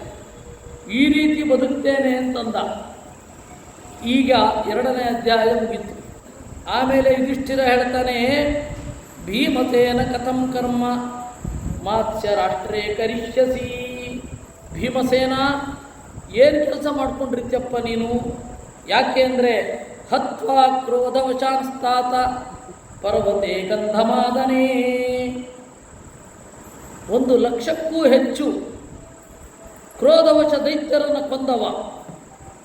3 ಕೋಟಿ ಜನ ತೀರ್ಥಕ್ಷೇತ್ರದಲ್ಲಿ ತೊಂದರೆ ಮಾಡ್ತಾ ಇದ್ದ ರಾಕ್ಷಸರಿದ್ದರು, ಅವರನ್ನು ಕೊಂದವ. ಪ್ರಾದ ಪಾಂಚಾಲ ಕನ್ಯಾಯೈ ಪದ್ಮಾನಿ ಸುಬಹುನ್ಯಪಿ. ಭೀಮಸೇನನಷ್ಟು ದ್ರೌಪದಿಯನ್ನು ಪ್ರೀತಿಸುವವ ಇನ್ನೊಬ್ಬ ಇಲ್ಲ. ಆದರೆ ಆ ಭೀಮಸೇನನ ಪ್ರೀತಿ ನಮ್ಮ ಹೆಣ್ಣುಮಕ್ಳಿಗೆ ಗೊತ್ತೇ ಆಗಿಲ್ಲ. ಅದರಿಂದಾಗಿ ಭೀಮನಂತ ಗಂಡನ ಕೊಡು ಅಂತ ಮಾತ್ರ ಕೇಳಲ್ಲ. ಅವ್ರಿಗೆ ಗೊತ್ತಿಲ್ಲ ಅವನು ಎಷ್ಟು ಕಷ್ಟಪಡ್ತಾ ಇದ್ದ ಹೆಂಡತಿಗಾಗಿ ಅಂತ. ಇರಲಿ. ಸೌಗಂಧಿಕ ಪುಷ್ಪವನ್ನು ತಂದವ. ಬಕಂ ರಾಕ್ಷಸರಾಜಾನಂ ಭೀಷಣಂ ಪುರುಷಾದಕಂ. ಒಬ್ಬ ಮನುಷ್ಯರನ್ನು ತಿನ್ನುವ ಕ್ಯಾನಿಬಾಲ್ ಆಗಿರುವ ಬಕನನ್ನು ಕೊಂದೆ. ಯಾಕಾಗಿ? ಬ್ರಾಹ್ಮಣರಿಗೆ ಒಳ್ಳೆಯದಾಗಲಿ ಅಂತ. ಕ್ಷೇಮಾಚಾಭಯ ಸಂವೀತ ಏಕಚಕ್ರ ತ್ವಯಾಕೃತ. ಇವತ್ತಿಗೂ ಏಕಚಕ್ರ ನಗರ ನಿನ್ನನ್ನು ನೆನಪಿಸಿಕೊಳ್ಳುತ್ತೆ. ಹಿಡಿಂಬನನ್ನು ಕೊಂದೆ, ಕಿರ್ಮೀರನನ್ನು ಕೊಂದೆ, ಆ ಕಾಡಿನ ಯಾವುದೇ ತೊಂದರೆ ಇಲ್ಲದಂತೆ ಮಾಡಿದೆ. ಜಟಾಸುರನನ್ನು ಕೊಂದೆ, ನಮ್ಮನ್ನು ಬಿಡಿಸಿದೆ. ಈ ತರಹದ ರಾಕ್ಷಸರನ್ನು ಕಂಡ ಕೂಡಲೇ ಉರಿದುರಿಯುವ, ತಪ್ಪನ್ನು ಎಷ್ಟು ಮಾತ್ರಕ್ಕೂ ಸಹಿಸದ, ಸರಿಯಾದ ದಾರಿಯಲ್ಲೇ ಇರುವ ನೀನು ಏನು ಮಾಡ್ತೀಯಲ್ಲಿ? ಅದಕ್ಕೆ ಭೀಮ ಹೇಳಿದ, ಸೂದೋಹಂ ವಲಲೋ ನಾಮ ಸೂಪಕಾರೋ ನರಾಧಿಪ. ನಾನು ಸೂದ, ಅಡಿಗೆಯವನಾಗುತ್ತೇನೆ. ಹೆಸರು ವಲಲ ಅಂತ. ಸೂಪಕಾರ, ಆವಾಗ ಸಾರು ಇರಲಿಲ್ಲ. ಮೆಕ್ಸಿಕನ್ ಚಿಲ್ಲಿ ಇತ್ತೀಚೆಗೆ ತಾನೇ ಬಂದಿದ್ದು. ಸಾರು ಹೇಗಿರ್ಲಿಕ್ಕೆ ಸಾಧ್ಯ? ವಾದಿರಾಜರ ಕಾಲದಲ್ಲೇ ಸಾರು ಇರಲಿಲ್ಲ, ತೋವೆ ಮಾತ್ರ. ಗೊತ್ತಾ ನಿಮಗೆ? ಸಾರೆಲ್ಲ ಬಂದಿದ್ದು ಇತ್ತೀಚೆಗೆ. ಒಂದು ಹಬ್ಬಪ್ಪ ಅಂತಂದರೆ 150 ವರ್ಷ ಆಗಿರ್ಬೋದು ಅಷ್ಟೇ. ಸಾರು ಬಂದು 150ರಿಂದ 200 ವರ್ಷ. ಅದರಿಂದಾಗಿ ಸಾರು ಇತ್ತೀಚೆಗಿನ ತಿಂಡಿ, ಇತ್ತೀಚೆಗಿನ ಭಕ್ಷ್ಯ. ಅವಾಗ ಸೂಪಕಾರ. ರಸಾನ್ನ ವಿಧಾಂಶ್ಚಾಪಿ ಸ್ವಾದೂನ್ ಸುಮಧುರಾಂಸ್ತಥಾ. ಥರಥರದ ಸೂಪಗಳನ್ನು ಮಾಡ್ತೇನೆ. ಸೂಪ ಪೂರ್ವಮಪ್ರಾಶಿತಾಸ್ತೇನ ಕರ್ತಾಸ್ಮಿ ಸುಗುಣಾನ್ವಿತಾನ್. ಈ ಹಿಂದೆ ಅದರ ರುಚಿಯನ್ನು ನೋಡಿರಲೇಬಾರದು, ಆ ತರಹದ ಸೂಪಗಳನ್ನೆಲ್ಲ ಮಾಡ್ತೇನೆ ಅಂತ. ಸ್ವಾದು ವ್ಯಂಜನ ಮಾಸ್ವಾದ್ಯ ಮನ್ಯೆ ಪ್ರೀತೋ ಭವಿಷ್ಯತಿ. ನನ್ನ ಒಳ್ಳೆಯ ಅಡಿಗೆಯನ್ನು ವಿರಾಟ ಮೆಚ್ಚುತ್ತಾನೆ. ಆಹರಿಷ್ಯಾಮಿ ದಾರುಣಾಂ ಪಾಟಿತಾನಾಂ ಶತಂ ಶತಂ. ಇನ್ನು ಅವಾಗೆಲ್ಲ ಕಟ್ಟಿಗೆ ಒಲೆಯಲ್ಲಿ ತಾನೆ, ಬೇರೆ ಆಪ್ಷನ್ ಇರಲಿಲ್ಲ. ಕಟ್ಟಿಗೆ ಒಲೆಯಲ್ಲೇ ಅಡುಗೆ ಮಾಡೋದು. ನಾನು 100 ಮಣ ಕಟ್ಟಿಗೆಯನ್ನು ಒಬ್ಬನೇ ತರ್ತೇನೆ. ಏತತಸ್ಯ ಮಹಾಮಲ್ಲಾ ಸಮರೇಶ್ವಪರಾಜಿತಾ. ಅವನ ಆಸ್ಥಾನದಲ್ಲಿ ಯಾವ ರೆಸ್ಲರ್ಸ್ ಇದ್ದಾರಲ್ಲ ಅವ್ರನ್ನೆಲ್ಲ ಹೊಡೆದಾಕ್ತೇನೆ. ನಚತಾನ್ ಯುದ್ಧಮಾನೋಹಂ ನಯಿಷ್ಯೇ ಯಮಸಾಧನಂ. ಆಗ ಧರ್ಮರಾಜನ ಕಣ್ಣಿನಲ್ಲಿ ಒಂದು ಆತಂಕ ಕಂಡಿತು ಅಂತ ಕಾಣುತ್ತೆ. ಆಗ ಕೂಡಲೇ ಮಾತು ಬದಲಾಯಿಸ್ತಾನೆ. ನಿಹನಿಷ್ಯಾಮಿ ಅಂದರೆ ಹೊಡಿತೇನೆ ಅಂತಲೂ ಅರ್ಥ ಇದೆ, ಕೊಲ್ತೇನೆ ಅಂತಲೂ ಅರ್ಥ ಇದೆ. ಕೂಡಲೇ ಮಾತು ಬದಲಿಸ್ತಾನೆ. ಇಲ್ಲ ಅಣ್ಣ, ನಚತಾನ್ ಯುದ್ಧಮಾನೋಹಂ ನಯಿಷ್ಯೇ ನಯಮಕ್ಷಯಂ. ಅವ್ರ ಜೊತೆ ಯುದ್ಧ ಮಾಡ್ತಾ ಇದ್ರು, ಕೊಲ್ಲೋದಿಲ್ಲ. ಸಮಾಧಾನ ಆಯ್ತಾ? ಕೊಲ್ಲಲ್ಲ. ವಾಸ್ತವಿಕವಾಗಿ ಕೊಲ್ಲಬಾರದು. ಏಕೆಂದರೆ ಆಟ ಅಂತ ಆಡೋದಲ್ವಾ. ಆಟದಲ್ಲಿ ಆಟವನ್ನು ಯಾವತ್ತೂ ಆಟದಂತೆ ನೋಡಬೇಕು. ಆಟವನ್ನು ಯುದ್ಧ ಅಂತಲೂ ನೋಡಿದ್ರೆ ಅದು ಆಟ ಅಲ್ಲ. ನಾನು ಒಂದು ಕಾಲದಲ್ಲಿ ಬಹಳ ಕ್ರಿಕೆಟ್ ಹುಚ್ಚ. ಈ IPL ಆಗೋದಕ್ಕಿಂತ ಮೊದಲು IPL ಬಂದಾಗ ನನಗೆ ಅಸಹ್ಯ ಬಂತು. ಕ್ರಿಕೆಟು ಅಂದರೆ ಬಹಳ ಇಷ್ಟ ನನಗೆ, ಎಲ್ಲ ಹುಡುಗರ ತರಹನೇ. ಆವಾಗ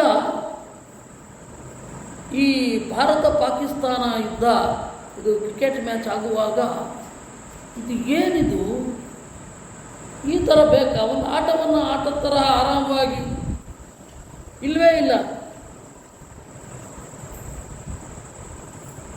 ಯಾಕೆಂದರೆ ಆ ಸಮಯದಲ್ಲಿ ಹರಿವಂಶ ಓದ್ತಾ ಇದ್ದೆ ನಾನು. ಹರಿವಂಶದಲ್ಲಿ ಒಂದು ಮಾತು ಬರುತ್ತೆ. ಕೃಷ್ಣ ಹೇಳ್ತಾನೆ, ನಾನು ಇದನ್ನು ಆಟ ಅಂತ ಒಪ್ಪೋದಿಲ್ಲ. ಚಾಣೂರ ಮುಷ್ಟಿಕರ ನಡುವೆ ಇರೋದನ್ನು ಆಟವಾಗಿ ಇಲ್ಲ, ಇದು ವಿಪರೀತ ಹಣ ಒಳಗಡೆ ಬಂತು ಅಂದರೆ ಫಿಕ್ಸಿಂಗ್ ಒಳಗಡೆ ಬರುತ್ತೆ. ಆಟ ಆಟವಾಗಿರುತ್ತಾ? ಆಟ ಯುದ್ಧಕ್ಕೂ ಆಗಬಾರದು. ಅದರಿಂದಾಗಿ ನಾನು ಇದನ್ನು ಆಟ ಅಂತ ಪರಿಗಣಿಸೋದಿಲ್ಲ ಅಂತ ಹೇಳ್ತಾನೆ. ಆದ್ದರಿಂದ ಅವನು ಆ ರೀತಿ ಅವರೆಲ್ಲ ಕೊಲ್ತಾ ಇದ್ರು, ಕಂಸ ಕೊಲ್ಲಿಸ್ತಾ ಇದ್ದ. ಅದರಿಂದಾಗಿ ಇವನು ಆಟವನ್ನು ಆಟವಾಗಿ ನೋಡ್ತೇನೆ ಅಣ್ಣ, ಕೊಲ್ಲೋದಿಲ್ಲ ಅಂತ ಹೇಳ್ತಾನೆ. ವೃಷೋ ವಾ ಮಹಿಷೋ ವಾಪಿ ನಾಗೋ ವಾ ಶಾಷ್ಟಿಹಾಯನಃ. ಒಂದು ಬಲಿಷ್ಠವಾದ ಗೂಳಿ ಅಥವಾ ದೊಡ್ಡ ಆನೆ, ಅದರ ಜೊತೆ ಕುಸ್ತಿ ಆಡ್ತೇನೆ. ಯಾಕೆಂದರೆ ವಿರಾಟ ರಾಜ ಸಂತೋಷ ಆಗಲಿ ಅಂತ. ಆರಾಲಿಕಾ ವಾಸೂದಾವ ಯಸ್ಯ ಯುಕ್ತ ಮಹಾನತೆ ತಾನಹಂ ಪ್ರೀಣಯಿಷ್ಯಾಮಿ ಮಾನುಷಾನ್ ಸ್ವೇನ ಕರ್ಮಣ. ಒಂದು ಜಾಗಕ್ಕೆ ಹೋಗುವ ಮೊದಲು ನಮಗಿಂತ ಸೀನಿಯರ್ಸಲ್ಲಿ ಬೇಕಾಷ್ಟು ಜನ ಇರ್ತಾರೆ, ಅವರನ್ನು ಎದುರಾಕೊಳ್ಳೋದಿಲ್ಲ ನಾನು. ಏನು ಇವನು ಹೋಗೋ ತನಕ ಅಡುಗೆಯವರೇ ಇರಲ್ವೇ ಅಲ್ಲಿ? ಭೀಮಸೇನ ಹೇಳ್ತಾನೆ, ನಾನು ಅಡಿಗೆ ಮಾಡಲಿಕ್ಕೆ ಅಂತ ಹೋದಾಗ ಉಳಿದ ಎಲ್ಲ ಅಡಿಗೆಯವರಲ್ಲಿ ಯಾರಿರ್ತಾರೆ ಅವರನ್ನು ಪ್ರೀತಿಯಿಂದ ನೋಡಿಕೊಳ್ತೇನೆ. ನಮಗೆ ಭೀಮಸೇನ ಅಂದರೆ ತಿಂತಾನೆ, ಹೊಡಿತಾನೆ, ಗುದ್ದುತ್ತಾನೆ ಅಂತ ಅಷ್ಟೇ ಅಲ್ವಾ? ನೋಡಿ ಎಂತಹ ವಿವೇಕದ ಮಾತುಗಳು. ಎಲ್ಲಿರ್ತಿ ಅಂತ ಕೇಳಿದ್ರೆ ನಾನು ಹೇಳ್ತೇನೆ, ಆಸಂ ಯುಧಿಷ್ಠಿರಸ್ಯಾಹಂ ಇತಿ ವಕ್ಷ್ಯಾಮಿ ಮಾನುತಾನ್. ಯುಧಿಷ್ಠಿರನ ಕೆಲಸ ಮಾಡ್ತಾ ಇದ್ದೆ ಅಂತೀನಿ. ಕೇಳಿದ್ರೆ ಈಗೆಲ್ಲ ನನಗೆ ಗೊತ್ತಿಲ್ಲ ಅಂತೀನಿ, ಅಷ್ಟೇ ತಾನೆ. ಆಗ ಯುಧಿಷ್ಠಿರ ಆ ಮಾತಿನಿಂದ ತೃಪ್ತಿಯಾಯಿತು.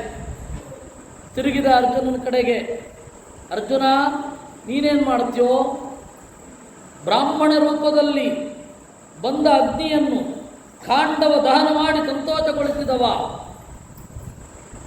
ದೇವತೆಗಳನ್ನು ಮನುಷ್ಯರನ್ನು ಒಮ್ಮೆಲೆ ಗೆದ್ದವ, ಶ್ವೇತಾಶ್ವ ಅಂತ ಕರೀತಾರೆ, ಬಿಳಿಯಾದ ಕುದುರೆಗಳನ್ನು ಬಳಸುವವ, ಎಲ್ಲ ಬಿಲ್ಗಾರರಲ್ಲಿ ಮಿಗಿಲಾದವ, ಆಯುಧಧಾರಿಗಳಲ್ಲೇ ಮಿಗಿಲಾದವ, ಬ್ರಹ್ಮಚರ್ಯದಲ್ಲಿ ಇರುವವ, ಇಂದ್ರನೇ ಕೊಟ್ಟ ಕಿರೀಟವನ್ನು ಹೊಂದಿರುವವ, ನೀನೇನೋ ಮಾಡ್ತಿ ಅಂತ ಕೇಳಿದ. ಇಮೌ ಕಿಣಕೃತೌ ಬಾಹು ಜಾಘಾತ ಕಠಿಣತ್ವಚೌ ನಿತ್ಯಂ ಕಂಚುಕ ಸಂಚನ್ನೌ ನಾಣ್ಯಥಾ ಗೊತ್ತು ಮುತ್ಸಹೇ. ನನ್ನ ಕೈ ನೋಡಿದ್ರೆ ಬಿಲ್ಗಾರನ ಕೈ ಅಂತ ಗೊತ್ತಾಗ್ಬಿಡುತ್ತೆ. ಯಾಕೆ ಅಂದರೆ ಬಿಲ್ಲು ಹೆಂಗೆ ಹೊಡೆಯೋದು ಗೊತ್ತಾ? ಇವ್ರ ತರಹ ಅಲ್ಲ. ಇವಾಗೆಲ್ಲ ಫಿಲ್ಮಲ್ಲಿ ಆರ್ಚರಿಯಲ್ಲಿ ತೋರಿಸ್ತಾರಲ್ಲ, ಹಂಗಲ್ಲ. ಯಾವಾಗಲೂ ನಿಂತಿರುತ್ತೆ, ಅದನ್ನು ಬಗ್ಗಿಸ್ಬೇಕು. ಯಾಕೆಂದರೆ ಟೆನ್ಷನ್ ಕ್ರಿಯೇಟ್ ಆಗಬೇಕಲ್ಲ, ದೂರ ಹೋಗಬೇಕು. ಫಿಸಿಕ್ಸಿನ ಕಾಮನ್ ಸೆನ್ಸ್ ಇಲ್ಲದೆ ಇದ್ದವರು ಇವತ್ತು ಏನೇನೋ ತೋರಿಸ್ತಾರೆ. ಅಲ್ಲ, ಅದನ್ನು ಗಟ್ಟಿಯಾಗಿ ಬಗ್ಗಿಸಬೇಕು, ಬಗ್ಗಿಸಿ ದಾರ ಕಟ್ಟಬೇಕು. ಆ ಬಾಣ ಹೊಡೆಯುವಾಗ ಆ ನೇಣು ಅಂತ ಹೇಳ್ತಾರೆ, ಆ ಬಿಲ್ಲಿನ ತಂತಿ ಇರುತ್ತಲ್ಲ, ಅದಿಲ್ಲಿ ಬಂದು ಹಿಂಗೆ ಹೊಡಿತಾ ಇರುತ್ತೆ ಇಲ್ಲಿಗೆ, ಅದು ಕಚ್ಚಾಗ್ಬಿಟ್ಟಿರುತ್ತೆ. ಈ ವೀಣೆ ಬಾರಿಸುವವರ ಬೆರಳು ನೋಡಿದ್ದೀರಾ? ಹಾಗೆ ವೀಣೆ ಬಾರಿಸಿ ಬೆರಳ ತುದಿ ಮೊದಲು ರಕ್ತ ಬರುತ್ತೆ, ನಿರಂತರ ಪ್ರಾಕ್ಟೀಸಲ್ಲಿ, ಆಮೇಲೆ ಉರಿಯುತ್ತೆ, ಆಮೇಲೆ ಅವ್ರಿಗೆ ಅದೇ ಪ್ರಾಕ್ಟೀಸ್ ಆಗಿಬಿಡುತ್ತೆ. ಆ ರೀತಿ ಇಲ್ಲಿ ಮಾರ್ಕ್ ಇರುತ್ತೆ. ಇವನು ಸವ್ಯಸಾಚಿ ಬೇರೆ, ಎಡಗೈಯಿಂದಲೂ ಹೊಡಿತಾನೆ, ಎರಡೂ ಕೈ ಆ ನೇಣಿನ ಇದರಿಂದ ಕಚ್ಚಾಗಿದೆ, ಗಾಯ ಆಗಿದೆ. ಅದನ್ನು ಹೆಂಗೆ ನಾನು ಮುಚ್ಚಿಡೋದು? ಏಕೆಂದರೆ ಅರ್ಜುನ ಲೆಫ್ಟಿ ಕೂಡ. ಏಕೆಂದರೆ ಇದ್ದ ಪ್ರಸಿದ್ಧರಲ್ಲಿ ಅವನೊಬ್ಬ ಲೆಫ್ಟಿ. ಯಾರು? ಅರ್ಜುನ. ಅವನು ಎಡಗೈಯಲ್ಲಿ ಹೊಡಿತಾ ಇದ್ದದ್ದು. ಸವ್ಯಸಾಚಿ ಅಂತ. ಸವ್ಯ ಅಂದರೆ ಎಡ, ಎಡದಿಂದ ಹೊಡೆಯುವವ ಅಂತ. ಎಡ ಬಲ ಎರಡೂ ಕೈಗಳಿಂದ, ಆಂಬಿಡೆಕ್ಸ್ಚರ್ ಅಂತಾರಲ್ಲ ಹಾಗೆ ಎರಡೂ ಕೈಗಳಿಂದ ಬಾಣವನ್ನು ಹೊಡೆಯಬಲ್ಲವನಿದ್ದ. ಅದರಿಂದಾಗಿ ಅದು ಕಿತ್ಕೊಂಡು ಹೋಗುತ್ತೆ ಆ ಬಿಲ್ಲಿನ ದಾರ. ಅದರಿಂದಾಗಿ ಇಡೀ ಗುರುತಿರುತ್ತೆ. ಎನಿವನ್ ಕ್ಯಾನ್ ರೆಕಗ್ನೈಸ್ ಏನಂತ, ಇವನು ಅರ್ಜುನ ಅಂತ. ಅದಕ್ಕೇನು ಮಾಡೋದು? ಅದಕ್ಕೆ ಅವನು ಹೇಳ್ದ, ಅದಕ್ಕೆ ನಾನು ಬಳೆಗಳನ್ನು ತೊಟ್ಟುಕೊಳ್ಳುತ್ತೇನೆ ಅಂತ. ಆವಾಗ ನನ್ನ ಕೈಯ ಹತ್ತಿರ ಯಾರು ಗಮನ ಸೆಳೆಯೋದಿಲ್ಲ. ಆಖ್ಯಾತ ಚಂಡಕೋಸ್ಮೀತಿ ಪ್ರತಿಜ್ಞಾತಂ ನಿಪಾತಕಂ. ವಾಸ್ತವಿಕವಾಗಿ ಆ ತರಹ ಮಾಡಬಾರದು ನಾನು, ಆದರೆ ಅನಿವಾರ್ಯವಾಗಿ ಹಾಗೆ ಮಾಡಬೇಕಿದೆ. ಇಲ್ಲ ಅಂದರೆ ನನ್ನನ್ನು ಮುಚ್ಚಿಕೊಳ್ಳುವ ಬಗೆ ಹೇಗೆ? ಬಾಹುಮೇ ಭರತ ಶ್ರೇಷ್ಠ ಮಹಾವ್ಯಂಜನ ಲಕ್ಷಿತವು ಜಾಘಾತೇನ ಮಹಾಂತವು ಮೇ ಊಹಿತು ನಾನ್ಯಥೋತ್ಸಹೇ. ತೋಳುಗಳನ್ನು ತೋರಿಸುವ ಯಾವುದೇ ಕೆಲಸವನ್ನು ನಾನು ಮಾಡಿದ್ರೂ ಗೊತ್ತಾಗಿ ಬಿಡುತ್ತೆ. ಕೆಲಸ ಮಾಡಬೇಕಾದ್ರೆ ತೋಳು ಇದು ಕೈ ತೋರುತ್ತಲ್ವ, ಗೊತ್ತಾಗತ್ತೆ. ಆದ್ದರಿಂದ ನಾನೇನು ಮಾಡ್ತೇನೆ ಗೊತ್ತಾ? ಉಭೌ ಕಂಬು ಪ್ರತಿ ಮುಚ್ಯ ಕುಂಡಲೆ ಪರಿಪಾತುಕೆ. ಎರಡು ಕಿವಿಯೋಲೆಗಳನ್ನು ಧರಿಸುತ್ತೇನೆ. ವೇಣೀಕೃತ ಶಿರಾಭೂತ್ವ, ಉದ್ದವಾದ ಜಡೆಯನ್ನು ಕಟ್ಟಿಕೊಂಡು ಪಠನ್ನಾಖ್ಯಾಯಿಕಾಂ ನಾಮ ಸ್ತ್ರೀ ಸ್ವಭಾವೇನ ವೈ ಪುನಃ. ಆಮೇಲೆ ಸ್ವಲ್ಪ ಹೆಣ್ಣಿನ ಹಾಗೆ ಸ್ವಲ್ಪ ಗಂಡಿನ ಹಾಗೆ ಮಿಶ್ರವಾಗಿ ಆಡುತ್ತಾ ರಮಯಿಷ್ಯಾಮಿ ರಾಜಾನಂ, ನಾನು ಹಾಡು ಹೇಳ್ತೇನೆ, ನರ್ತನ ಮಾಡುತ್ತೇನೆ. ಬಹು ನನುಮಕೃತಂವದನಂ, ಬಹಳ ತಮಾಷೆ ಮಾಡುತ್ತೇನೆ. ನನಗೆ ಸ್ಟ್ಯಾಂಡಪ್ ಕಾಮಿಡಿಯನ್ನಾಗಿ ಒಳ್ಳೆ ಎಕ್ಸ್ಪೀರಿಯನ್ಸ್ ಇದೆ, ಅಲ್ಲಿ ಕಲಿತದ್ದು ಮಾಡ್ತೇನೆ ಎಂದ ಅವನು. ನೃತ್ಯಂ ಗೀತಂಚ ವಾದಿತ್ರಂ ದಿವ್ಯಂ ಚ ವಿವಿಧಂ ತಥಾ. ಡ್ಯಾನ್ಸ್ ಹೇಳ್ಕೊಡ್ತೇನೆ, ಮ್ಯೂಸಿಕ್ ಟೀಚರ್ ಆಗ್ತೇನೆ, ಇನ್ಸ್ಟ್ರೂಮೆಂಟ್ಗಳನ್ನು ಪಾಠ ಹೇಳಿಕೊಡ್ತೇನೆ. ಸ್ತ್ರೀಭಾವಗಮುದಾಚಾರಾನ್ ನೃತ್ಯ ಗೀತ ಕಥಾಶ್ರಯೈ. ನರ್ತನ, ರಮ್ಯವಾದ ಕಥೆ ಇವುಗಳಿಂದ ನನ್ನನ್ನು ನಾನು ಮುಚ್ಚಿಕೊಳ್ಳುತ್ತೇನೆ. ಯುಧಿಷ್ಠಿರಸ್ಯ ಗೇಹೇಸ್ಮಿನ್ ದ್ರೌಪದಿ ಪರಿಚಾರಿಕಾ ಉಷಿತಾಸ್ಮೀತಿ ವಕ್ಷ್ಯಾಮಿ ಧರ್ಮರಾಜಸ್ಯ ಸಮ್ಮತ. ಏನು ಮಾಡ್ತಾ ಇದ್ದೆ ಇಲ್ಲಿಗೆ ಬರೋ ಮೊದಲು ಅಂತ ಕೇಳಿದ್ರೆ ದ್ರೌಪದಿಯ ಸೇವಕನಾಗಿದ್ದೆ ಅಂತೇನೆ. ಉರ್ವಶ್ಯ ಚಾಪಿ ಶಾಪೇನ ಪ್ರಾಪ್ತೋಸ್ಮಿ ನೃಪಷಂಡತಾ. ಈಗಾಗಲೇ ಉರ್ವಶಿಯ ಶಾಪದಿಂದ ನಾನು ಷಂಡನಾಗಿದ್ದೇನೆ, ಅದನ್ನು ಇಲ್ಲಿ ಬಳಸಿಕೊಳ್ಳುತ್ತೇನೆ. ಏತೇನ ವಿಧಿನಾಚ್ಛನ್ನಃ ಕೃತಕೇನ ಯಥಾಬಲಂ ವಿಹರಿಷ್ಯಾಮಿ ರಾಜೇಂದ್ರ ವಿರಾಟನಗರೇ ಸುಖಂ. ಈ ರೀತಿಯಾಗಿ ವಿರಾಟನಗರದಲ್ಲಿ ಸುಖವಾಗಿ ಇರ್ತೇನೆ ಎಂದ. ಇಲ್ಲಿಗೆ 3ನೇ ಅಧ್ಯಾಯ ಆಯಿತು. ಯುಧಿಷ್ಠಿರ ಕೇಳಿದ, ಕಿಂ ಕರ್ತ ಕಿಂ ಸಮಾಚಾರ ನಕುಲೋಯಂ ಭವಿಷ್ಯತಿ. ನಕುಲ ಏನು ಮಾಡ್ತಾನಂತೆ? ಸುಕುಮಾರ, ಶೂರ, ದರ್ಶನೀಯ, ನೋಡಲಿಕ್ಕೆ ಚಂದ ಅಂದರೆ ಚಂದ, ಸುಖ, ಅದುಃಖಾರ್ಹಶ್ಚ. ಅವನನ್ನು ಯಾವ ಕಷ್ಟಕರ ಪರಿಸ್ಥಿತಿಯಲ್ಲಿ ನೂಕಿಯೇ ಇಲ್ಲ. ಏನು ಮಾಡ್ತಾನೆ? ನಾವೆಲ್ಲರೂ ಅವನನ್ನು ಪಾಲಿಸಿದ್ವಿ. ಲಾಲಿತಶ್ಚಾಪಿ ನಿತ್ಯಶಃ, ಚಿಕ್ಕವನು ಚಿಕ್ಕವನು ಅಂತ ಹೇಳಿ ನಾವೆಲ್ಲ ಅವನನ್ನು ಪ್ರೀತಿಯಿಂದ ನೋಡಿಕೊಂಡಿದ್ವಿ. ಕಷ್ಟ ಅವನ ಬಳಿಗೆ ಬರ್ಲಿಕ್ಕೆ ಬಿಡಲಿಲ್ಲ. ಏನು ಮಾಡ್ತಾನಂತೆ ನಕುಲ ಅಂತ ಕೇಳಿದ. ಅಶ್ವಾಧ್ಯಕ್ಷೋ ಭವಿಷ್ಯಾಮಿ ವಿರಾಟಸ್ಯೇತಿ ಮೇ ಮತಿಃ. ಕುದುರೆ ನೋಡ್ಕೋತೇನೆ ಎಂದ. ದಾಮಗ್ರಂಥೀತಿ ನಾಮ್ನಾಹಂ ಕರ್ಮೈ ತತ್ಸುಪ್ರಿಯಂ ಮಮ. ದಾಮಗ್ರಂಥಿ ಅಂತ ನನ್ನ ಹೆಸರು.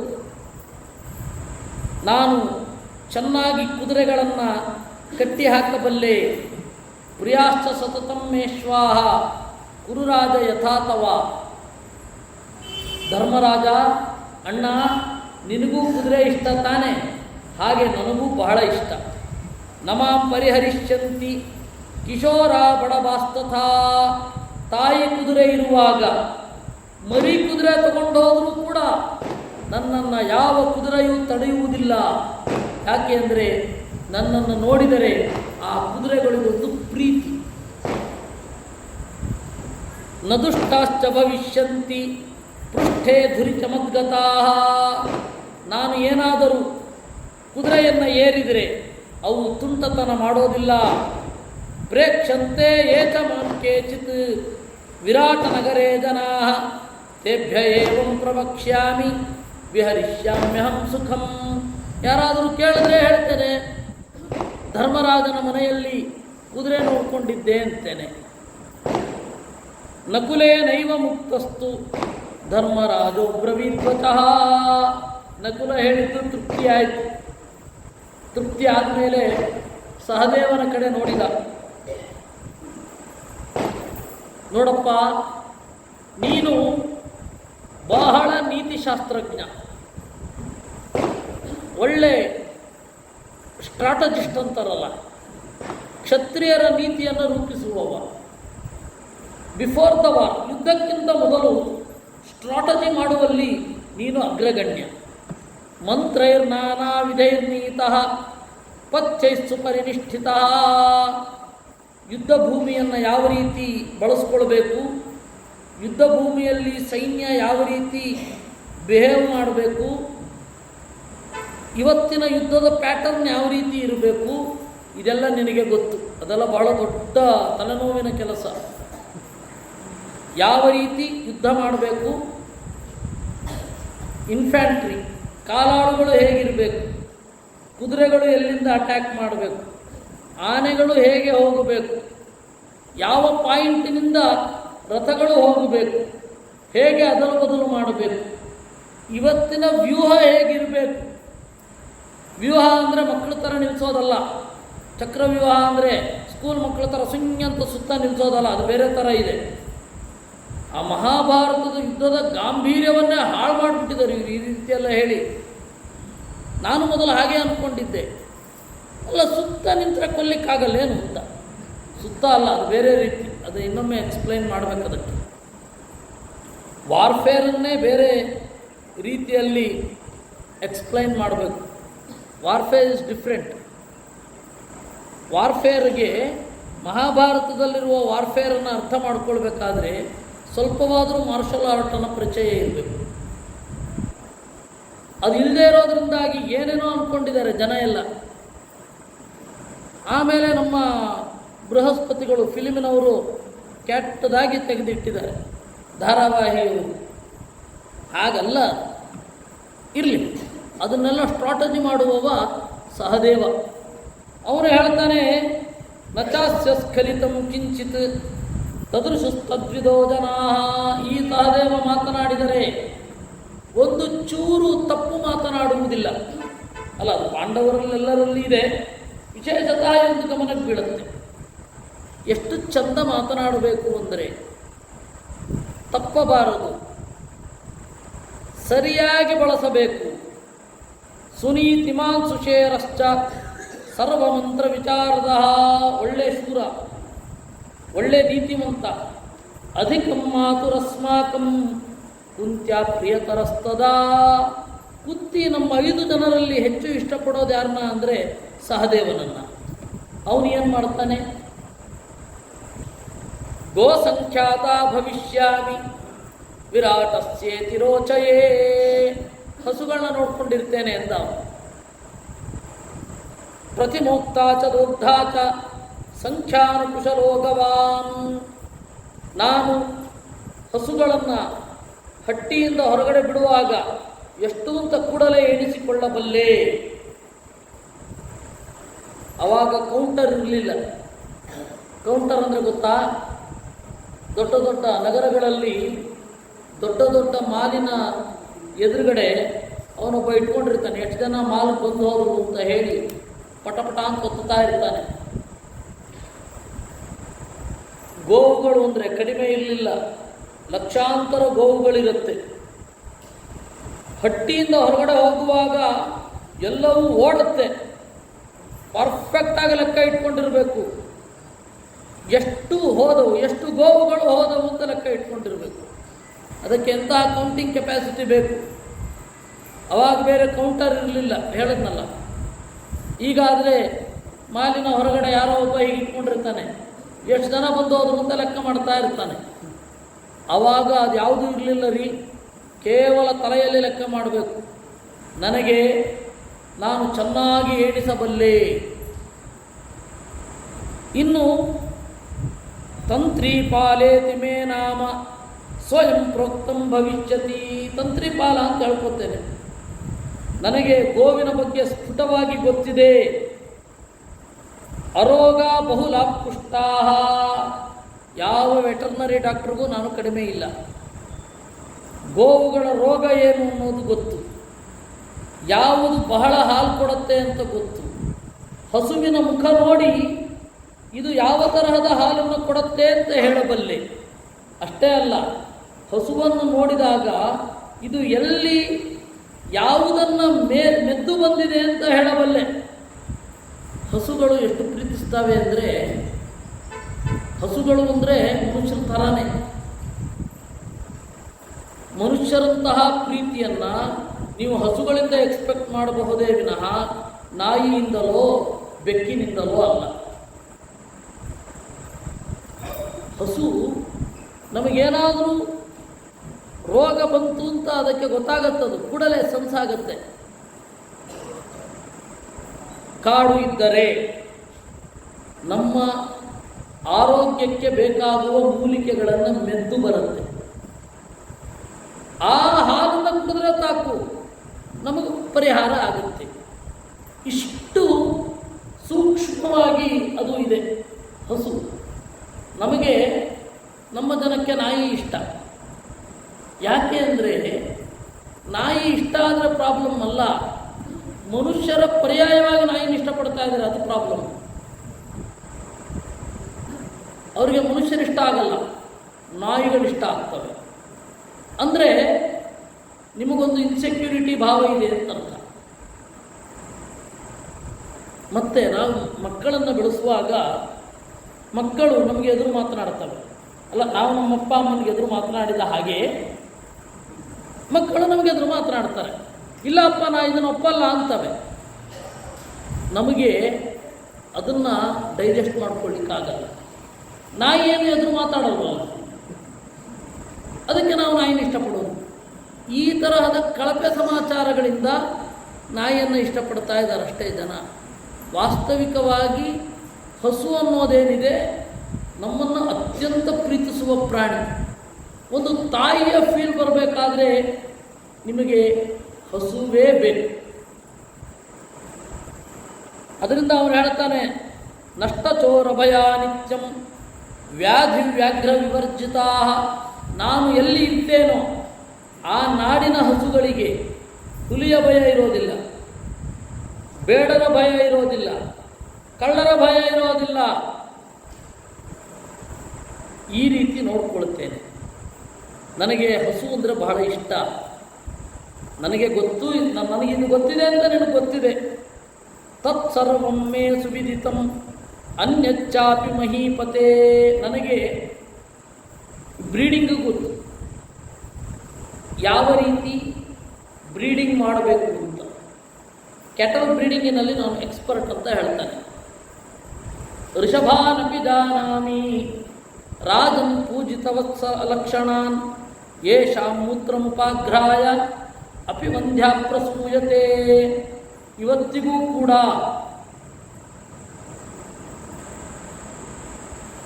ಮಕ್ಕಳು ಆಗೋದಿಲ್ಲ ಇತ್ಯಾದಿ ಸಮಸ್ಯೆಗಳಿದ್ದರೆ ಇವತ್ತಿಗೂ ಇದನ್ನೇ ಮಾಡೋದು. ವಯಾಗ್ರ ಇತ್ಯಾದಿ ಮದ್ದುಗಳಿದೆಯಲ್ಲ, ಅದು ಬೇರೆ ಬೇರೆ ಪಶುವಿನ ಮೂತ್ರದಿಂದಲೇ ತಯಾರಿಸುವಂತಹ ಔಷಧ. ಇವತ್ತಿಗೂ ಅಷ್ಟೇ, ಅವತ್ತಿಗೂ ಅಷ್ಟೇ. ಏನು ಬದಲಾಗಿಲ್ಲ ರೀ. ನಾವು ಅಂದ್ಕೊಳ್ತಾ ಇದ್ದೀವಿ ಎಲ್ಲ ಡೆವಲಪ್ಮೆಂಟು ಅಂತ. ಇನ್ನೂ ಬೇಕಾದರೆ ಡಿಮೋಷನ್ ಆಗಿದೆ, ಪ್ರಮೋಷನ್ ಆಗಿಲ್ಲ. ನಮಗೇನು ಭ್ರಮೆ ಅಂದರೆ ನಾವು ಭಾಳ ಮಿಷನರಿಗಳನ್ನು ಯೂಸ್ ಮಾಡ್ತಾ ಇದ್ದೇವೆ, ನಾವು ಮುಂದುವರೆದಿದ್ದೇವೆ ಅಂತ. ಅದು ಶುದ್ಧಾಂಗ ಭ್ರಮೆ. ಅವತ್ತು ಹೇಗಿತ್ತೋ ಇವತ್ತು ಹಾಗೆ ಇದೆ. ಅವತ್ತು ಕಳ್ಳರಿದ್ದಾರೆ, ಇವತ್ತು ಕಳ್ಳರಿದ್ದೀವಿ. ಅವತ್ತು ಪೊಲೀಸರಿದ್ದರು, ಇವತ್ತು ಪೊಲೀಸರಿದ್ದಾರೆ. ಅವತ್ತು ಸಮಸ್ಯೆಗಳಾಗ್ತಾ ಇತ್ತು, ಇವತ್ತು ಸಮಸ್ಯೆ ಆಗುತ್ತೆ ಅಷ್ಟೇ.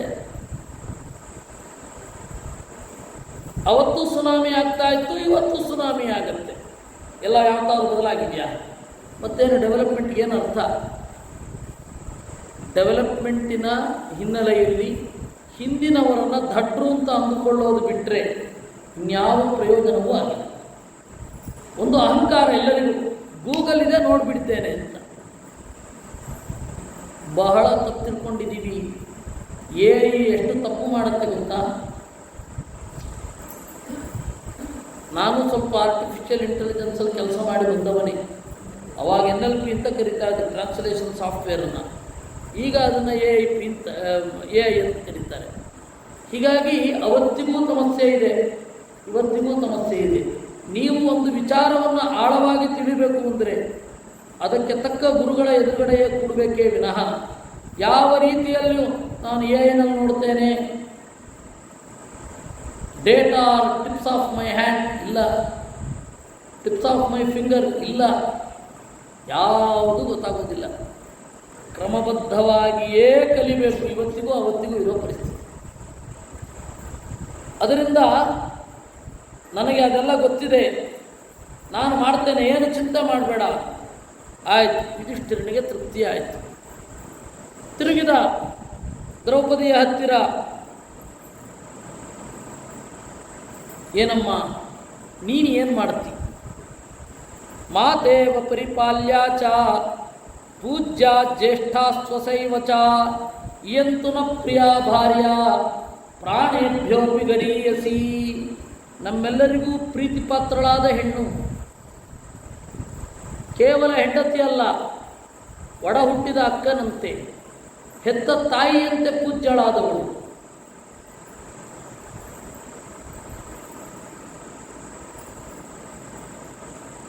ಇವಳು ಏನು ಮಾಡ್ತಾಳೆ? ಸುಕುಮಾರಿ, ಸುಶೀಲ, ಯಶಸ್ವಿನಿ. ಅಹಂ ವತ್ಸ್ಯಾಮಿ ರಾಜೇಂದ್ರ ನಿರ್ವೃತೋ ಭವ ಪಾರ್ಥಿವ. ನನ್ನ ಬಗ್ಗೆ ತಲೆ ಕೆಡಿಸ್ಕೋಬೇಡ. ನಾನು ಹೇಳ್ತೇನೆ, ನನ್ನ ಹೆಸರು ಮಾಲಿನಿ ಅಂತ ಇಟ್ಕೊಳ್ತೇನೆ. ಸೈರಂಧ್ರಿ ಅನ್ನೋದು ಹೆಸರಲ್ಲ. ಸೈರಂಧ್ರಿ ಅಂದರೆ ಬ್ಯೂಟಿಷಿಯನ್ ಅಂತ ಅರ್ಥ. ಎಲ್ಲರೂ ಏನು ಅಂದ್ಕೊಂಡ್ಬಿಟ್ಟಿದ್ದಾರೆ, ದ್ರೌಪದಿ ಸೈರಂಧ್ರಿ. ಸೈರಂಧ್ರಿ ಅನ್ನೋದು ಹೆಸರಲ್ಲ ಮಾರ್ಯಾರೆ, ಬ್ಯೂಟಿಷಿಯನ್ ಅಂತ ಯಾರಾದರೂ ಹೆಸರು ಇಟ್ಕೋತಾರ? ಅವಳ ಹೆಸರು ಮಾಲಿನಿ ಅಂತ ಅವಳು ಇಟ್ಕೊಂಡಿದ್ದು. ಏನು ಕೆಲಸ ಮಾಡ್ತೀನಿ ಅಂದರೆ ಸೈರಂಧ್ರಿ ಕೆಲಸ ಮಾಡ್ತೀನಿ ಅಂತ. ನಾಹಂ ತವ ಭವಿಷ್ಯಾಮಿ ದುರ್ಭರಾರಾಧ ವೇಶ್ಮನಿ. ನೀವ್ಯಾರೂ ನನ್ನನ್ನು ಸಾಕಬೇಕಾಗಿಲ್ಲ. ಅವಳು ಹೇಳೋದು, ನೀವು ಯಾರೂ ನನ್ನನ್ನು ಸಾಕಬೇಕಾಗಿಲ್ಲ, ನನ್ನನ್ನು ನಾನು ಹುಟ್ಟಿಸ್ಕೋತೇನೆ ಅಂತಂದು. ದ್ರೌಪದಿ ಸಿಟ್ಟು ಬಂದು ಮಾತನಾಡಿದ್ದಿದೆ. ಸಿಟ್ಟು ಮಾತ್ರ ಬಂತಲ್ಲ ಅಂತ ಸಂತೋಷ ಪಡಬೇಕು. ಯಾಕೆಂದರೆ ಆ ತರಹ ಸಂಕಟಕ್ಕೆ ಒಳಗಾದವಳು, ತಪೋಬಲವನ್ನು ಬಳಸಲಿಲ್ಲ ಅವಳು ಮನಸ್ಸು ಮಾಡಿದರೆ ಶಾಪದಿಂದಲೇ ಸುಟ್ಟಾಗ್ತಾ ಇದ್ದು ಎಲ್ಲರನ್ನ. ದೇವರಿಗೆ ಇದು ಇಷ್ಟ ಇಲ್ಲ, ನಾನು ಕಷ್ಟಪಡಬೇಕು ಅಂತ ಇದೆ ಅಂತ ಹೇಳಿ ಕಷ್ಟಪಡ್ತು. ಮುಂದೆ ಉದ್ಯೋಗ ಪರ್ವದಲ್ಲಿಯೂ ಗೊತ್ತಾಗತ್ತೆ. ನೀವು ಯಾರು ಯುದ್ಧ ಮಾಡಲ್ವಾ? ಆಯಿತು, ನೀವು ಆ ದುರ್ಯೋಧನನ ಪರವಾಗಿ ಯುದ್ಧ ಮಾಡಿ, ನಮ್ಮಪ್ಪ ನನಗಾಗಿ ಹೋರಾಡ್ತಾನೆ ಅಂತ ಹೇಳ್ತಾರೆ. ಅದರಿಂದಾಗಿ ಬಹಳ ಪ್ರಾಕ್ಟಿಕಲ್ ಆಗಿರುವ ಹೆಣ್ಣು ಅಲ್ಲ. ವೇದವ್ಯಾಸರು ಚಿತ್ರಿಸುವ ಸ್ತ್ರೀ ಪಾತ್ರಗಳೆಲ್ಲ ಬಹಳ ಉದಾರ, ಸಖತ್ ಪ್ರಾಕ್ಟಿಕಲ್. ನೀವು ಕಾಳಿದಾಸನ ಕಥೆಯನ್ನು ಕೇಳಿಕೊಂಡು ದುಷ್ಯಂತ ಶಕುಂತಲೆಯನ್ನು ನೋಡ್ಕೊಂಡಿದ್ದೀರ. ವಾಸ್ತವವಾಗಿ ಶಕುಂತಲೆ ದುಷ್ಯಂತನಿಗೆ ಶಾಪ ಹಾಕಲಿಕ್ಕೆ ಹೋಗ್ತಾಳವಳು. ಅಳೋದು ಗಿಳೋದೆಲ್ಲ ಇಲ್ಲವೇ ಇಲ್ಲ. ನೀನು ತಪ್ಪು ಮಾಡಿದಿ ಅಂತ ನಿನಗೆ ಗೊತ್ತು, ನನಗೆ ಗೊತ್ತು, ಇಷ್ಟು ಸಾಕು, ಶಾಪ ಹಾಕ್ತೇನೆ, ತಲೆ ಸಿಡಿದು ಹೋಗುತ್ತೆ ಅಂತ. ಅಷ್ಟು ಪ್ರಾಕ್ಟಿಕಲ್. ಕುಂತಿಯೋ ಅಷ್ಟೇ. ಧರ್ಮರಾಜನಿಗೆ ಹೇಳ್ತಾಳೆ, ನಿನ್ನನ್ನು ನೋಡಿ ಮಗು 13 ವರ್ಷ ಆಯಿತು, ಇದು 14ನೇ ವರ್ಷ. ನೀನು ಏನಾದರೂ ಯುದ್ಧ ಮಾಡಲ್ಲ ಅಂತಂದರೆ ಜೀವನ ಇಡೀ ನನ್ನನ್ನು ನೋಡಬೇಡ, ಮಗ ಇಲ್ಲ ಅಂತ ಅನ್ಕೋತೇನೆ ಅಂತ ಹೇಳ್ತಾಳೆ. ಒಮ್ಮೆ ನೋಡಿದ್ರೆ ಸಾಕು ಅಂತ ಕಾತರಿಸ್ಬೇಕಲ್ವಾ ಒಬ್ಬ ತಾಯಿ. 13 ವರ್ಷ ಮಗನನ್ನು ನೋಡಿಲ್ಲ. ವೇದವ್ಯಾಸರ ಸ್ತ್ರೀಯರು ಬಹಳ ಗಟ್ಟಿ. ನಾವು ನೈಜ ಚಿತ್ರಣವನ್ನು ಕೊಟ್ಟರೆ ಭಾರತದ ಬಗ್ಗೆ ಯಾರಿಗೆ ಅಭಿಮಾನ ಬರೋಲ್ಲ. ನಮಗೆ ಮಹಾಭಾರತ, ರಾಮಾಯಣ ರೀಜನಲ್ ರಿಫ್ಲೆಕ್ಷನ್ಸಿನಿಂದ ಗೊತ್ತು. ಅವರ್ಯಾರೋ ಕವಿ ಹೇಳಿದ್ದು, ಇವರ್ಯಾರೋ ಕವಿ ಹೇಳಿದ್ದು, ಮೂಲ ಗೊತ್ತಿಲ್ಲ. ನಿಮಗೆ ಮೂಲ ತಿಳಿದ್ರೆ ಅದರಲ್ಲಿ ಎಲ್ಲವೂ ಇದೆ.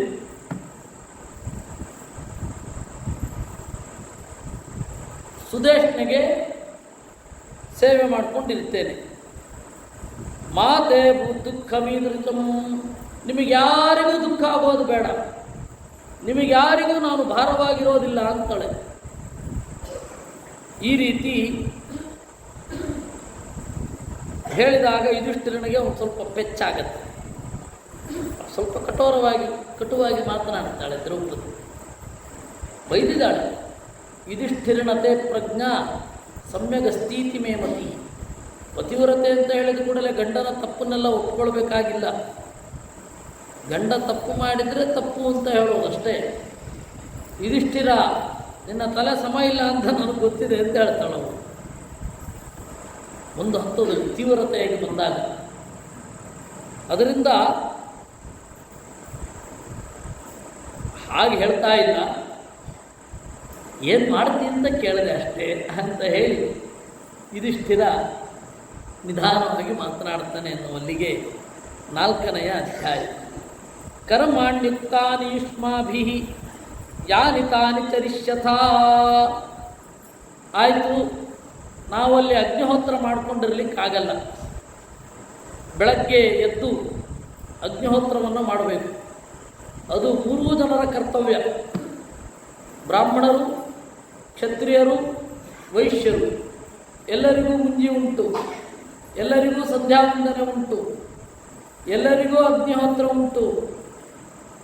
ಅವರು ಕ್ಷತ್ರಿಯರು, ಅಗ್ನಿಹೋತ್ರ ಇದೆ. ಏನು ಮಾಡೋದು? ನಮ್ಮೆಲ್ಲರ ಅಗ್ನಿಹೋತ್ರವನ್ನು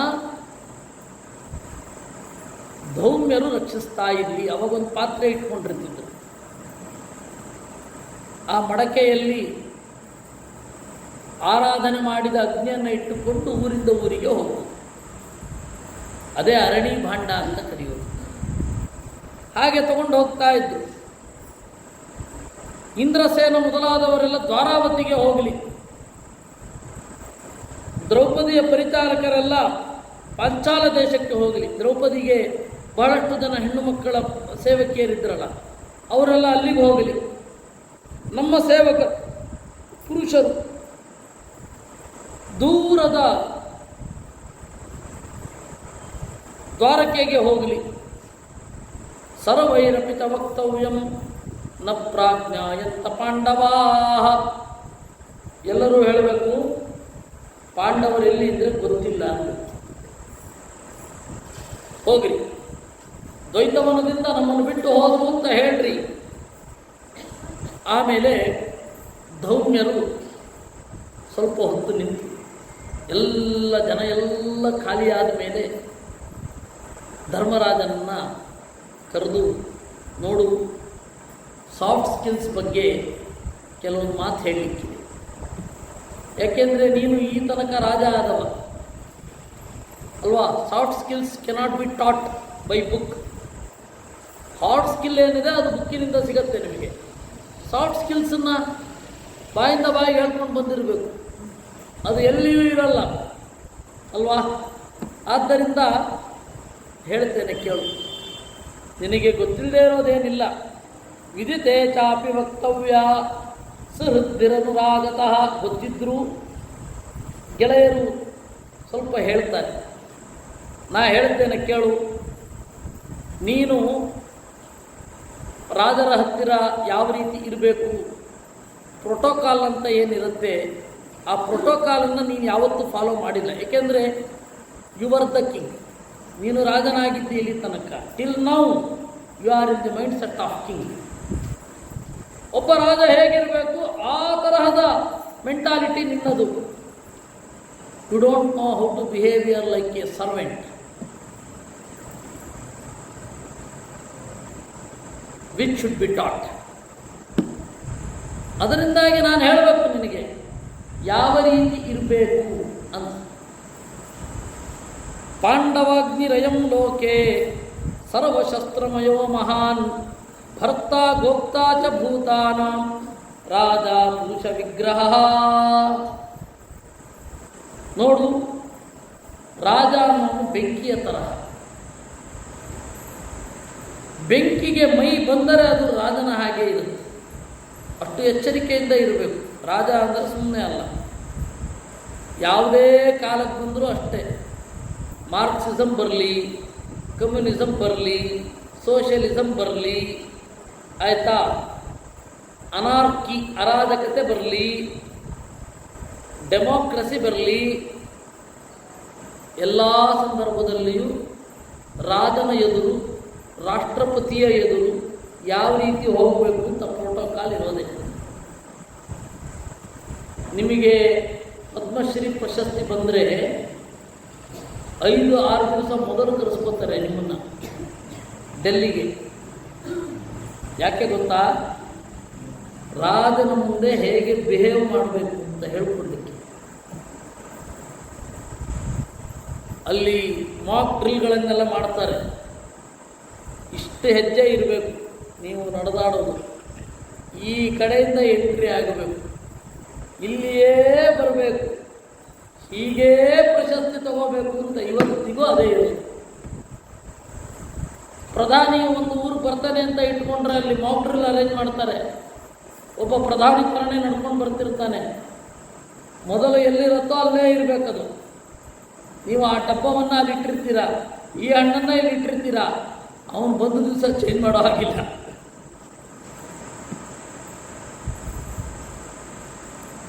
ಸೊ ಎಲ್ಲರೂ ಇರಬೇಕು. ಈ ಇಂತಿಂಥ ಪ್ರೋಟೋಕಾಲ್, ಇವರು ಈ ಒಂದು ಹೈರಾರ್ಕಿಯಲ್ಲಿ ಇರಬೇಕು, ಇಂತಿಂಥ ಆಫೀಸರ್ಸ್ ಇರಬೇಕೆಲ್ಲ ಇರುತ್ತೆ. ಈಗ ಹೇಳಿ, ಡೆಮಾಕ್ರಸಿ ಏನೋ ಬದಲಾಗಿದೆಯಾ? ಏನು ಕಿಂಗ್ಡಮ್ ಅಂತ ಇತ್ತು ಅದೇ ಈಗಲೂ ಇರೋದು, ಇವತ್ತಿಗೂ ಅದೇ ಇದೆ. ಅಂಗರಕ್ಷಕರಿರಲ್ವಾ, ಸೇವಕರಿರಲ್ವಾ ರಾಜನಿಗೆ? ಸುಮ್ಮನೆ ರೀ, ಡೆವಲಪ್ ಆಗಿದೆ, ಚೇಂಜ್ ಆಗಿದೆ ಅನ್ನೋದು ಮನುಷ್ಯನ ಮೂಲ ಸ್ವಭಾವದಲ್ಲಿ ಚೇಂಜ್ ಆಗಿಲ್ಲ, ಆಗಲ್ಲ. ಅದರಿಂದ ಬಹಳ ಚೆನ್ನಾಗಿ ಇರಬೇಕು. ನಾತಿವರ್ತೇತ ಮರ್ಯಾದಾಂ ಪುರುಷೋ ರಾಜಸಮ್ಮತಃ. ಒಂದು ಮರ್ಯಾದೆ ಈ ರೀತಿ ಹೀಗಿರಬೇಕು ಅಂತಿರುತ್ತೆ, ಅದನ್ನು ಯಾವತ್ತೂ ಮೀರಬಾರದು. ವ್ಯವಹಾರಂ ಪುನರ್ಲೋಕೆ ನಹಿ ಪುತ್ರಂ ನನಪ್ತಾರಂ ನ ಭ್ರಾತಾರಮರಿಂದಮ. ರಾಜನಾಗುವಾಗ ಮಗ ಆಗಿರಲಿ, ಮೊಮ್ಮಗ ಆಗಿರಲಿ, ಅಣ್ಣ ಆಗಿರಲಿ, ತಮ್ಮ ಆಗಿರಲಿ, ಆ ಪ್ರೋಟೋಕಾಲನ್ನು ಮೀರಿದ್ರೆ ಅವ್ರಿಗೆ ಸಿಟ್ಟು ಬರುತ್ತೆ ರಾಜರಿಗೆ. ಅವರು ಹಾಗೇ ಬರಬೇಕು. ನಿಮಗೆ ಈ ಹಿಂದೆ ಹೋದರೆ ಕುಂತಿ ಹಿಂಗೆ ಕೇಳ್ತಾಳೆ ಗೊತ್ತಾ ಮಗನಿಗೆ, ವಿದುರ ನಿನ್ನ ಹತ್ರ ಏನೋ ಗುಟ್ಟಲ್ಲಿ ಮಾತಾಡ್ತಾ ಇದ್ದ, ಅದನ್ನು ನಾನು ತಿಳಿದುಕೊಳ್ಳಬಹುದಾಗಿದ್ದರೆ ನೀನು ಹೇಳು ಅಂತ ಹೇಳ್ತಾಳೆ. ನಮ್ಮಮ್ಮ ಎಲ್ಲ ಹೇಗೆ ಮಾಡ್ತಾರೆ, ಹೇಳ್ತೇ ಇಲ್ವೋ ಅಂತಾಳೆ ಅಲ್ವಾ ಮಗನ ಹತ್ರ. ಆದರೆ ರಾಜಮಾತೆ ಹಾಗೆ ಮಾತಾಡೋ ಹಾಗಿಲ್ಲ ರಾಜನ ಹತ್ತಿರ. ಅದರಿಂದ ಹೇಳೋದು, ಗಚ್ಚನ್ನಪಿ ಪರಾಂ ಭೂಮಿಂ ಭೂಮಿಪಾಲ ನಿಯೋಜಿತ ಜಾತ್ಯಂ ದೈವಮನ್ಯೇತ ಮರ್ಯಾದಾಂ ಅನುಚಿಂತಯನ್ ದೃಷ್ಟೋದ್ವಾರಂ ಸದಾ ಪಶ್ಯೇತ್ ನಚ ರಾಜಸು ವಿಶ್ವಸೇತ್. ರಾಜರ ಹತ್ರ ಮಾತನಾಡ್ತಾ ಇರಬೇಕಾದ್ರೆ ಬಾಗಿಲ ಕಡೆ ನೋಡ್ಕೊಂಡು ಮಾತನಾಡಬೇಕು. ಯಾಕೆ ಅಂದರೆ ರಾಜರನ್ನು ನಂಬಬಾರದು. ಯಾವಾಗ ಯಾವ ಆಪತ್ತು ಎದುರಾಗುತ್ತೆ ಅಂತ ಗೊತ್ತಿರಲ್ಲ. ರಾಜನನ್ನು ಗೋಡೆಯ ಕಡೆಗೆ ನಿಲ್ಲಿಸಿ ನೀವು ಬಾಗಿಲ ಕಡೆಗೆ ನೋಡಿಕೊಂಡು ಇರಬೇಕು. ಯಾವಾಗ ಯಾವ ಆಪತ್ತು ಬರುತ್ತೆ ಅನ್ನೋದು ಗೊತ್ತಿರೋದಿಲ್ಲ. ತದಾತನಂ ರಾಜಕುಲೆ ಈಪ್ಸೇತ ಪುರುಷೋ ವಸನ್. ರಾಜನಿಗಿಂತ ಮೊದಲು ಕೂತ್ಕೊಳ್ಬಾರದು. ಆಯ್ತಾ? ರಾಜನ ಎದುರುಗಡೆ ಯಾವಾಗಲೂ ನಿಂತ್ಕೊಂಡಿರೋದನ್ನೇ ಪ್ರಿಫರ್ ಮಾಡಬೇಕು, ಕೂತ್ಕೊಳ್ಳೇಬಾರದು. ಆಮೇಲೆ ಬೇರೆಯವರು ಕೂಡೋ ಜಾಗದಲ್ಲಿ ಕೂತ್ಕೊಳ್ಬಾರದು. ಆ ಅರಮನೆಯ ವ್ಯವಸ್ಥಾಪಕ ದರ್ಬಾರ್ ಬಕ್ಷಿ ಅಂತ ಕರೀತಾ ಇದ್ರು. ಅವನು ಇಲ್ಲಿ ಕೂತ್ಕೊಳ್ಳಿ ಅಂತ ಹೇಳಿದ್ರೆ ಅಲ್ಲಿ ಕೂತ್ಕೊಳ್ಬೇಕು. ಯಾವುದೋ ಸೀಟಲ್ಲಿ ಕೂಡೋದು ಮತ್ತು ಈ ಸೀಟು ನಿಮಗಲ್ಲ ಅಂತ ಎಬ್ಬಿಸಿಕೊಳ್ಳೋದು ಅದೆಲ್ಲ ಡಿಗ್ನಿಟಿ ಅಲ್ಲ. ಸೊ ಡಿಗ್ನಿಫೈಡ್ ಆಗಿ ಇರಬೇಕು. ಮಾತೃಗೋತ್ರೇ ಸ್ವಗೋತ್ರೇ ವಾ ನಾಮ್ನಾ ಶೀಲೇನ ವಾ ಪುನಃ ಸಂಗ್ರಹಾರ್ಥಂ ಮನುಷ್ಯಾಣ ನಿತ್ಯಂ ಆಭಾಷಿತ ಭವೇತ್. ಆಮೇಲೆ ರಾಜನ ಎದುರು ಬೇರೆ ಯಾರನ್ನೋ ವಿಪರೀತ ಗೌರವದಿಂದ ಕಾಣಬಾರದು. ಏನೇ ಆದರೂ ರಾಜನಿಗಿಂತ ಒಂದು ಹೆಜ್ಜೆ ಕಡಿಮೆ ಗೌರವ ಕೊಡಬೇಕು. ತಿಷ್ಠೆ ದ್ವಿನೀತವದ್ರಾಜನ್ ನಪುರಸ್ತಾನ್ನ ಪೃಷ್ಠತಃ. ರಾಜನ ಎದುರುಗಡೆ ಬೇರೆಯವರಿಗೆ ಕಾಣಲಾಗದಂತೆ ರಾಜನ ಎದುರುಗಡೆ ನಿಲ್ಲಬಾರದು, ಸೈಡಲ್ಲಿರಬೇಕು. ರಾಜನ ಹಿಂದೆಯೂ ನಿಲ್ಲಬಾರದು. ಯಾಕೆಂದರೆ ಯಾವಾಗ ಏನು ಅಟ್ಯಾಕ್ ಆಗುತ್ತೆ ಗೊತ್ತಿರೋದಿಲ್ಲ. ನಾಸ್ಯ ಯುಗ್ಯಂ ನ ಪರ್ಯಂಕಂ ನಾಸನಂ ನರತಂ ತಥಾ. ರಾಜನ ಆಸನವನ್ನು, ರಾಜನ ಬಟ್ಟೆಯನ್ನು, ರಾಜನ ವಾಹನವನ್ನು ಯಾವುದೇ ಕಾಲಕ್ಕೂ ಉಪಯೋಗಿಸಬಾರದು. ಒಂದು ಡಿಸ್ಟೆನ್ಸ್ ಮೇಂಟೈನ್ ಮಾಡ್ತಾ ಇರಬೇಕು. ಪರೀತಕ್ಷುತ್ಪಿಪಾಸಾಭ್ಯಾಂ ವಿಹಾಯ ಪರಿದೇವನಂ ದುಃಖೇನ ಸುಖಮನ್ವಿಚ್ಛೇತ್ ಯೋ ರಾಜ ವಸತಿಂ ಚರೇತ್. ರಾಜನ ಎದುರು ಇದ್ದಾಗ ನಿಮ್ಮ ಹಸಿವೆ ನೀರಡಿಕೆಗಳನ್ನು ತೋರಿಸಿಕೊಳ್ಳಬಾರದು. ಗಹಗಹಿಸಿ ಅಟ್ಟಹಾಸದಿಂದ ನಗಬಾರದು. ಬಹಳ ಡಿಗ್ನಿಫೈಡ್ ಆಗಿರುವಂತಹ ವರ್ತನೆ ಕೊಟ್ಟರೆ ಸ್ವಲ್ಪನೇ ತಗೊಳ್ಬೇಕು.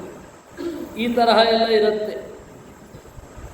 ಉಷ್ಣೇ ವಾ ಯದಿ ವಾ ಶೀತೆ ರಾತ್ರೌ ವಾ ಯದಿ ವಾ ದಿವಾ ಆದಿಷ್ಟೋ ನ ವಿಕಲ್ಪೇತ ಯಸ್ತ ರಾಜಸು ಸಿದ್ಧತಿ. ಬೇಸಿಗೆ ಇರಲಿ, ಚಳಿಗಾಲ ಇರಲಿ, ಮಳೆಗಾಲ ಇರಲಿ, ರಾಜ ಹೇಳಿದ ಅಂದರೆ ಹೊರಡಬೇಕಷ್ಟೇ. ಇಲ್ಲ ಮಳೆ ಬರ್ತಾ ಇದೆ ನಾನಿವತ್ತು ಬರೋಲ್ಲ ಹಾಗೆಲ್ಲ ಹೇಳಲಿಕ್ಕಿಲ್ಲ.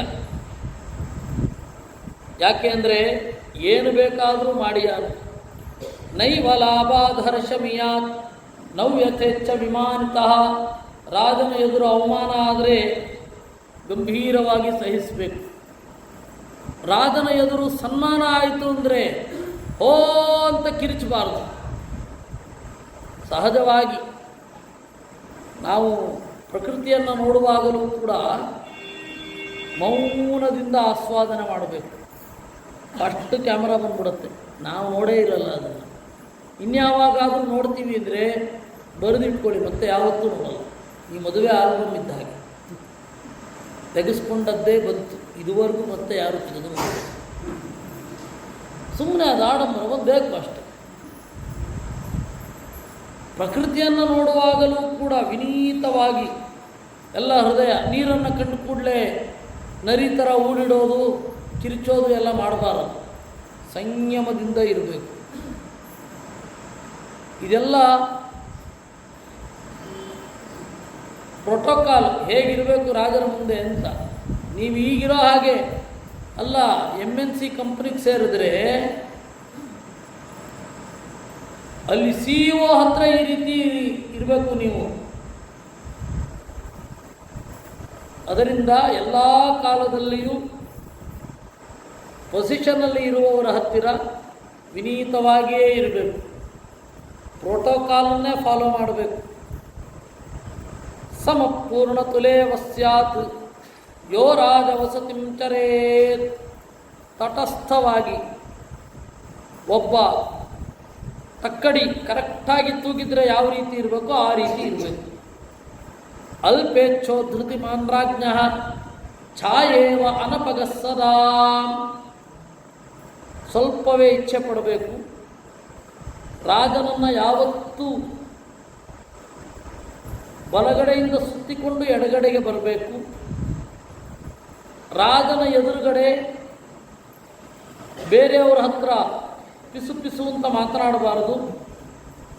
ರಾಜನ ಜೊತೆ ಮಾತಾಡಿದ್ದನ್ನು ಬೇರೆಯವರಿಗೆ ಹೇಳಬಾರದು. ನೈಷಾಂ ಕರ್ಮಸು ಸಂಯುಕ್ತೋ ಧನಂ ಕಿಂಚಿದು ಪುಸ್ಪೃಶೇತ್. ಬಹಳ ಹಣವನ್ನು ಇಷ್ಟಪಡುವವ ಅಂತ ತೋರಿಸಬಾರದು. ಯಾಕೆ ಅಂದರೆ ಅವರು ದಡ್ರು ಬೇಗ ಇಷ್ಟ ಆಗ್ತಾರೆ. ಒಳ್ಳೆ ಬುದ್ಧಿವಂತ ಇರ್ತಾನೆ, ಸ್ವಲ್ಪ ಅವನು ಈ ತರಹದ ಲೋಪ ಮಾಡಿದ್ರೆ ಬಿಟ್ಬಿಡ್ತಾರೆ. ಅದರಿಂದ ನೈಷಾಂ ದಾರೇ ಚುಕುರ್ವೀತ ಪ್ರಾಜ್ಞೋ ಮೈತ್ರೀಂ ಕಥಂಚನ. ರಾಜರ ಹೆಂಡಿರೊಡನೆ ಸಲುಗೆಯಿಂದ ವರ್ತಿಸಬಾರದು. ಯಾಕೆಂದರೆ ರಾಜ ಅದನ್ನು ಅನುಮಾನ ಪಡಬಲ್ಲ. ಹರ್ಷವಸ್ತು ಶುಚಾಪ್ಯತ್ರ ವರ್ತಮಾನೇ ಶುಕೇ ಶುಚಿತ್. ವಿಪರೀತ ಹರ್ಷವನ್ನು ತೋರಿಸ್ಕೊಳ್ಬಾರ್ದು. ಕುಣಿಯೋದು, ಎಸ್ ಅಂತ ಹೇಳಿ ಕೈಯನ್ನು ಕೆಳಗಡೆ ಮಾಡೋದು, ಹೈಫೈ ಹೈಟನ್ನು ಏನನ್ನು ಮಾಡಬಾರದು.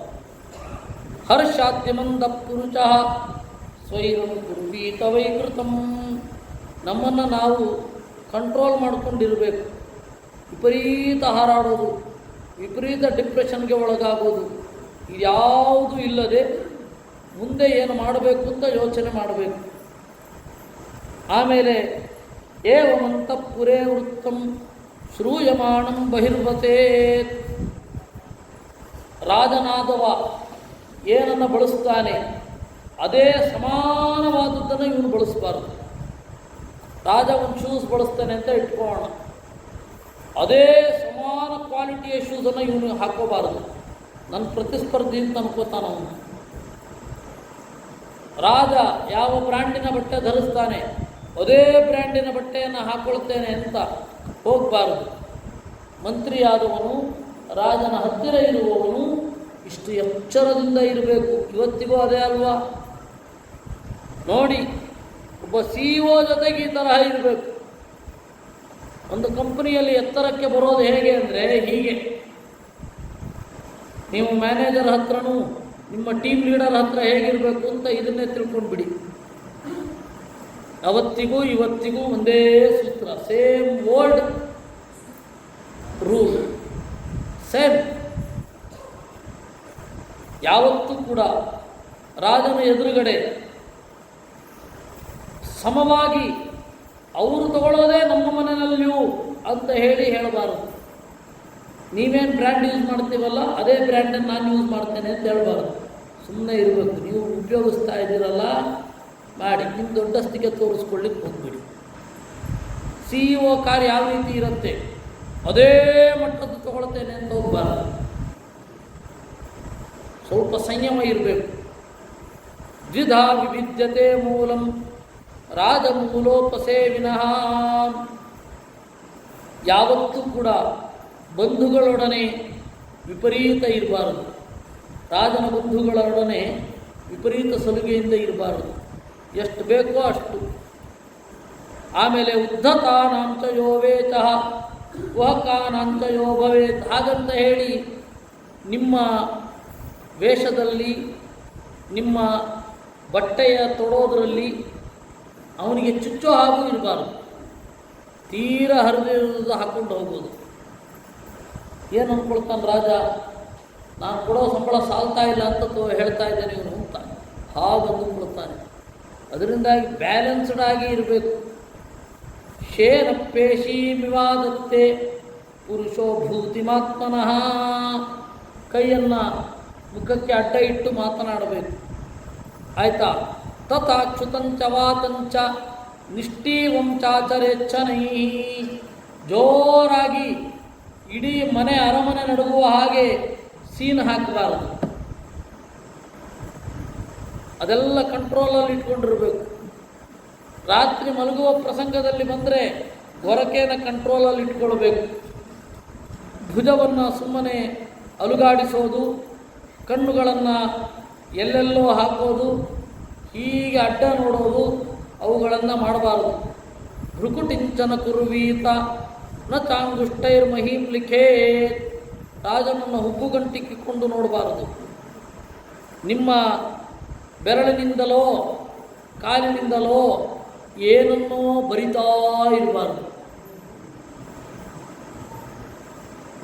ಕೆಲವೊಂದು ಅನವಶ್ಯಕವಾದ ದುರಭ್ಯಾಸಗಳಿರ್ತವೆ. ಉಗುರು ಕಚ್ಚೋದು ಅದಂತೂ ಮಾಡಲೇಬಾರದು. ನಿಮಗೆ ಟೆನ್ಷನ್ ಬಂದಿದೆ, ಟೆನ್ಷನ್ ಆಗಿದೆ ಅಂತ ಗೊತ್ತಾಗ್ಬಿಡುತ್ತೆ ಜನರಿಗೆ, ಆಟ ಆಡ್ಲಿಕ್ಕೆ ಶುರು ಮಾಡ್ತಾರೆ. ಅದರಿಂದಾಗಿ ಬಹಳ ಎಚ್ಚರದಿಂದ ಇರಬೇಕು. ನ ಪ್ರಶಂಸೆಯನ್ನ ಚಾಸೂಯೇ ಪ್ರಿಯೇಶು ಚ ಹಿತೇಶು ಚ. ರಾಜನಿಗೆ ಏನು ಪ್ರಿಯವಾಗುತ್ತೋ ಅದನ್ನು ಹೊಗಳಬೇಕು. ರಾಜನಿಗೆ ಯಾವುದು ಇಷ್ಟ ಆಗುತ್ತೋ ಅದನ್ನು ಸ್ವಲ್ಪನೇ ಕಟ್ ಮಾಡಬೇಕು. ರಾಜನಿಗೆ ಉಲ್ಟಾ ಹೋಗಬಾರದು. ನಿನ್ನ ಬಂಧುಗಳನ್ನು ವಹಿಸಿಕೊಂಡು ಬರಬಾರದು. ಆದ್ದರಿಂದ ನಿನಗಿದೆಲ್ಲ ಗೊತ್ತಿದೆ, ಆದರೂ ಪ್ರೀತಿಯಿಂದ ಹೇಳ್ತಾ ಇದ್ದೇನೆ, ನೀನು ರಾಜ ಅಲ್ವಾ? ರಾಜನಾದವನಿಗೆ ಇದೆಲ್ಲ ಅನುಭವಿಸಿ ಗೊತ್ತಿರೋದಿಲ್ಲ. ಅವನಿಗೆ ಬೇರೆಯವರು ಇದೇ ರೀತಿ ಇರ್ತಾರೆ. ಆದರೆ ನಾನು ರಾಜನಾಗಿದ್ದೇನೆ ಅನ್ನೋದು ಪದೇ ಪದೇ ಎಚ್ಚರದಲ್ಲಿಟ್ಕೊಳ್ಬೇಕು. ಎಚ್ಚರ ತಪ್ಪಿ ನಾನು ದೊಡ್ಡ ರಾಜ ಅಂತಂದುಬಿಟ್ರೆ ಹಾಗೆಲ್ಲ ಆಗಬಾರದು. ಅದರಿಂದಾಗಿ ಇದನ್ನೆಲ್ಲ ಹೇಳಿದ್ದು, ಒಂದು ವರ್ಷ ಈ ರೀತಿ ನಿನ್ನ ಬಿಹೇವಿಯರ್ ಇರಬೇಕು ಅಂತ ಹೇಳಿದಲ್ಲಿಗೆ 5ನೇ ಅಧ್ಯಾಯ ಮುಗಿದಿದೆ. ತೇಜ್ಞಂ ಪ್ರದಕ್ಷಿಣಂ ಕೃತ್ವ ಬ್ರಾಹ್ಮಣಂಚ ಪುರೋಹಿತಂ. ಅವರು ಅಗ್ನಿಯನ್ನು ಪ್ರದಕ್ಷಿಣೆ ಮಾಡಿ ನಮಸ್ಕಾರ ಮಾಡಿ ಧೌಮ್ಯರಿಗೆ ಅಲ್ಲಿಂದ ಹೊರಟು. ಧೌಮ್ಯರಿಗೆ ಹೋಗುವಾಗ ಹೇಳಿದನಂತೆ ಧರ್ಮರಾಜ, ಅನುಶಿಷ್ಟೋಸ್ಮಿ ಭದ್ರಂತೆ ನೈತದ್ವಕ್ತಾಸ್ತಿ ಕಶ್ಚನ. ಧೌಮ್ಯರೇ, ನೀವಾಗಿದ್ದಕ್ಕೆ ಹೇಳಿದ್ರಿ, ಇಲ್ಲಾಂದರೆ ಇಷ್ಟು ಯಾರು ಹೇಳಬೇಕು ನನಗೆ? ರಾಜ ಅವನ ಹತ್ರೇನು ಹೆಚ್ಚು ಮಾತನಾಡಬಾರದು ಅಂತಲೇ ಇರ್ತಾರೆ. ಕುಂತಿ ಮೃತೆ ಮಾತರನ್ನ ಪಿತರಂಚ ಯಶಸ್ವಿನಂ. ನಮ್ಮಮ್ಮ ಈಗ ಇದ್ದಿದ್ದರೆ ಈ ನುಡಿಗಳನ್ನೆಲ್ಲ ಹೇಳಿರೋರು. ನಮ್ಮಮ್ಮ ಇಲ್ಲ, ವಿದುರನ ಮನೆಯಲ್ಲಿದ್ದಾರೆ. ನಮ್ಮಪ್ಪ ಅಂತೂ ಇಲ್ಲವೇ ಇಲ್ಲ. ಆದ್ದರಿಂದ ನೀವು ಹೇಳಿದ್ದು ಒಳ್ಳೆಯದಾಯಿತು. ನೀವು ಹೇಳಿದ ದಾರಿಯಲ್ಲಿ ಹೋಗಿ ನಾನು ದುಃಖವನ್ನು ದಾಟುತ್ತೇನೆ ಅಂತ ಹೇಳಿದಾಗ ಧೌಮ್ಯರೇನು ಮಾಡಿದ್ರು? ಎಲ್ಲ ವಿಘ್ನಗಳು ಪರಿಹಾರ ಆಗುವ ಮಂತ್ರಗಳನ್ನು ಹೇಳಿ ಆಮೇಲೆ ಅಲ್ಲಿಂದ ಧೌಮ್ಯರು ಬೇರೆ ಕಡೆಗೆ ಹೋದರು. ಅವರಲ್ಲೇ ಒಂದು ಕಾಡಿನಲ್ಲಿ ಆ ವಿರಾಟ ನಗರದ ಮತ್ಸ್ಯ ದೇಶದ ಕಾಡಿನಲ್ಲಿ, ಏಕೆಂದರೆ ಮುಗಿಸಿದ ಕೂಡಲೇ ಅವ್ರನ್ನ ಭೇಟಿಯಾಗಬೇಕಲ್ಲ, ಪುರೋಹಿತರಂತೂ ಬೇಕೇ ಬೇಕು. ಅದರಿಂದಾಗಿ ಅವರು ಅಲ್ಲೇ ಇದ್ದರು. ಇವರೇನು ಮಾಡಿದ್ರು? ಮುಂದೆ ಹೋಗಲಿಕ್ಕೆ ಶುರು ಮಾಡಿದ್ರು. ತೇ ವೀರಾಬದ್ಧ ನಿಸ್ತ್ರಂಶಾಹ ಧನುರ್ಬಾಣ ಕಲಾಪಿನಃ. ಎಲ್ಲರ ಕತ್ತಿ ಇದೆ, ಬಿಲ್ಲಿದೆ, ಬಾಣ ಇದೆ. ಅವರವರಿಗೆ ಇಷ್ಟವಾದ ಒಂದು ಆಯುಧಗಳಿದೆ. ಆಮೇಲೆ ಮೊದಲು ದಕ್ಷಿಣ ತೀರಕ್ಕೆ ಹೋದರು, ಆಮೇಲೆ ಎಕ್ಸ್ಟ್ರೀಮ್ ಉತ್ತರಕ್ಕೆ ಹೋದರು, ಅಲ್ಲಿಂದ ಸೀದಾ ಪಶ್ಚಿಮಕ್ಕೆ ತಿರುಗಿದ್ರು, ಮತ್ತೆ ಹೋದರು. ಯಾಕೆಂದರೆ ಹಿಂಬಾಲಿಸೋರು ದಾರಿ ತಪ್ಪಿಸ್ಬೇಕಲ್ಲ, ನೇರ ಹೋಗ್ಬಿಡ್ಲಿಕ್ಕಾಗತ್ತೇನು? ಹಿಂದುಗಡೆ ಬಿಟ್ಟಿರ್ತಾನೆ ಅವನು ಸ್ಪೈಗಳನ್ನು, ಅವರೆಲ್ಲ ಹಿಂಬಾಲಿಸ್ಕೊಂಡು ಹೋಗ್ತಾ ಇರ್ತಾರೆ. ಅವರೆಲ್ಲರಿಗೂ ದಾರಿ ತಪ್ಪಿಸ್ಬೇಕು. ಅದಕ್ಕೆ ಸಂದಿಗ್ಧವಾದ ದಾರಿಯನ್ನು ಇಟ್ಟುಕೊಂಡು ಬರ್ತಾ ಇದ್ದರು. ಸುತ್ತಿ ಮತ್ತೆ ಅಲ್ಲೇ ಬಂದು ಹಿಂದಿನವರಿಗೆ ಕೈ ಕೊಟ್ಟು ಹಾಗೆ ಹೋಗ್ತಾ ಇದ್ದರು. ಬೇರೆ ಬೇರೆ ಪ್ರದೇಶಗಳನ್ನು ದಾಟಿಕೊಂಡು ಅವರಿಗೆ ನೋಡ್ತಾ ಇದ್ದರೆ, ಇವರು ಪ್ರಾಯ ಮತ್ಸ್ಯ ದೇಶಕ್ಕೆ ಹೋಗಲ್ಲ ಅಂತ ಅನ್ನಿಸ್ಬೇಕು, ಎಲ್ಲಿಗೆ ಹೋಗ್ತಾ ಇದ್ದಾರೆ ಗೊತ್ತಿಲ್ಲ ಅಂತ ಅನ್ನಿಸ್ಬೇಕು. ಇವರೇನು ಊಹೆ ಮಾಡ್ತಾ ಇರ್ತಾರೆ, ಹಾಗೆ ನಡೀತಾ ಇರಬಾರ್ದು. ಆ ರೀತಿ ಟ್ರ್ಯಾಕಿಂಗಿಗೆ ಸಿಗದಂತೆ ನಡ್ಕೊಂಡು ಹೋಗ್ತಾ ಇದ್ದರು ಅನ್ನೋದನ್ನು ನಾವು 6ನೆಯ ಸರ್ಗದಲ್ಲಿ ನೋಡುತ್ತೇವೆ. ಆಮೇಲೆ ಅಲ್ಲಿ ಬರ್ತಾ ಇದ್ದ ಹಾಗೆ ದ್ರೌಪದಿಗೆ ನಡಿಲಿಕ್ಕೆ ಆಗದಷ್ಟು ಸುಸ್ತಾಗತ್ತೆ. ಆಗ ಅರ್ಜುನ ಎತ್ತಿಕೊಂಡು ಮತ್ಸ್ಯದ ಪ್ರದೇಶಕ್ಕೆ ಹೋಗ್ತಾನೆ. ಒಂದು ಸ್ವಲ್ಪ ದೂರ ಇರುವಾಗ ಅವರು ನಿಲ್ಲಿಸ್ತಾರೆ. ಮುಂದೇನು ಮಾಡ್ತಾರೆ ಅಂತ ಹೇಳಿ ನಾಳೆ ನೋಡೋಣ ಅಂತ ಹೇಳ್ತಾ ಇವತ್ತಿನ ಚಿಂತನೆಯನ್ನು ದೇವರಲ್ಲಿ ಅರ್ಪಿಸೋಣ. ಕೃಷ್ಣಾರ್ಪಣಮಸ್ತು.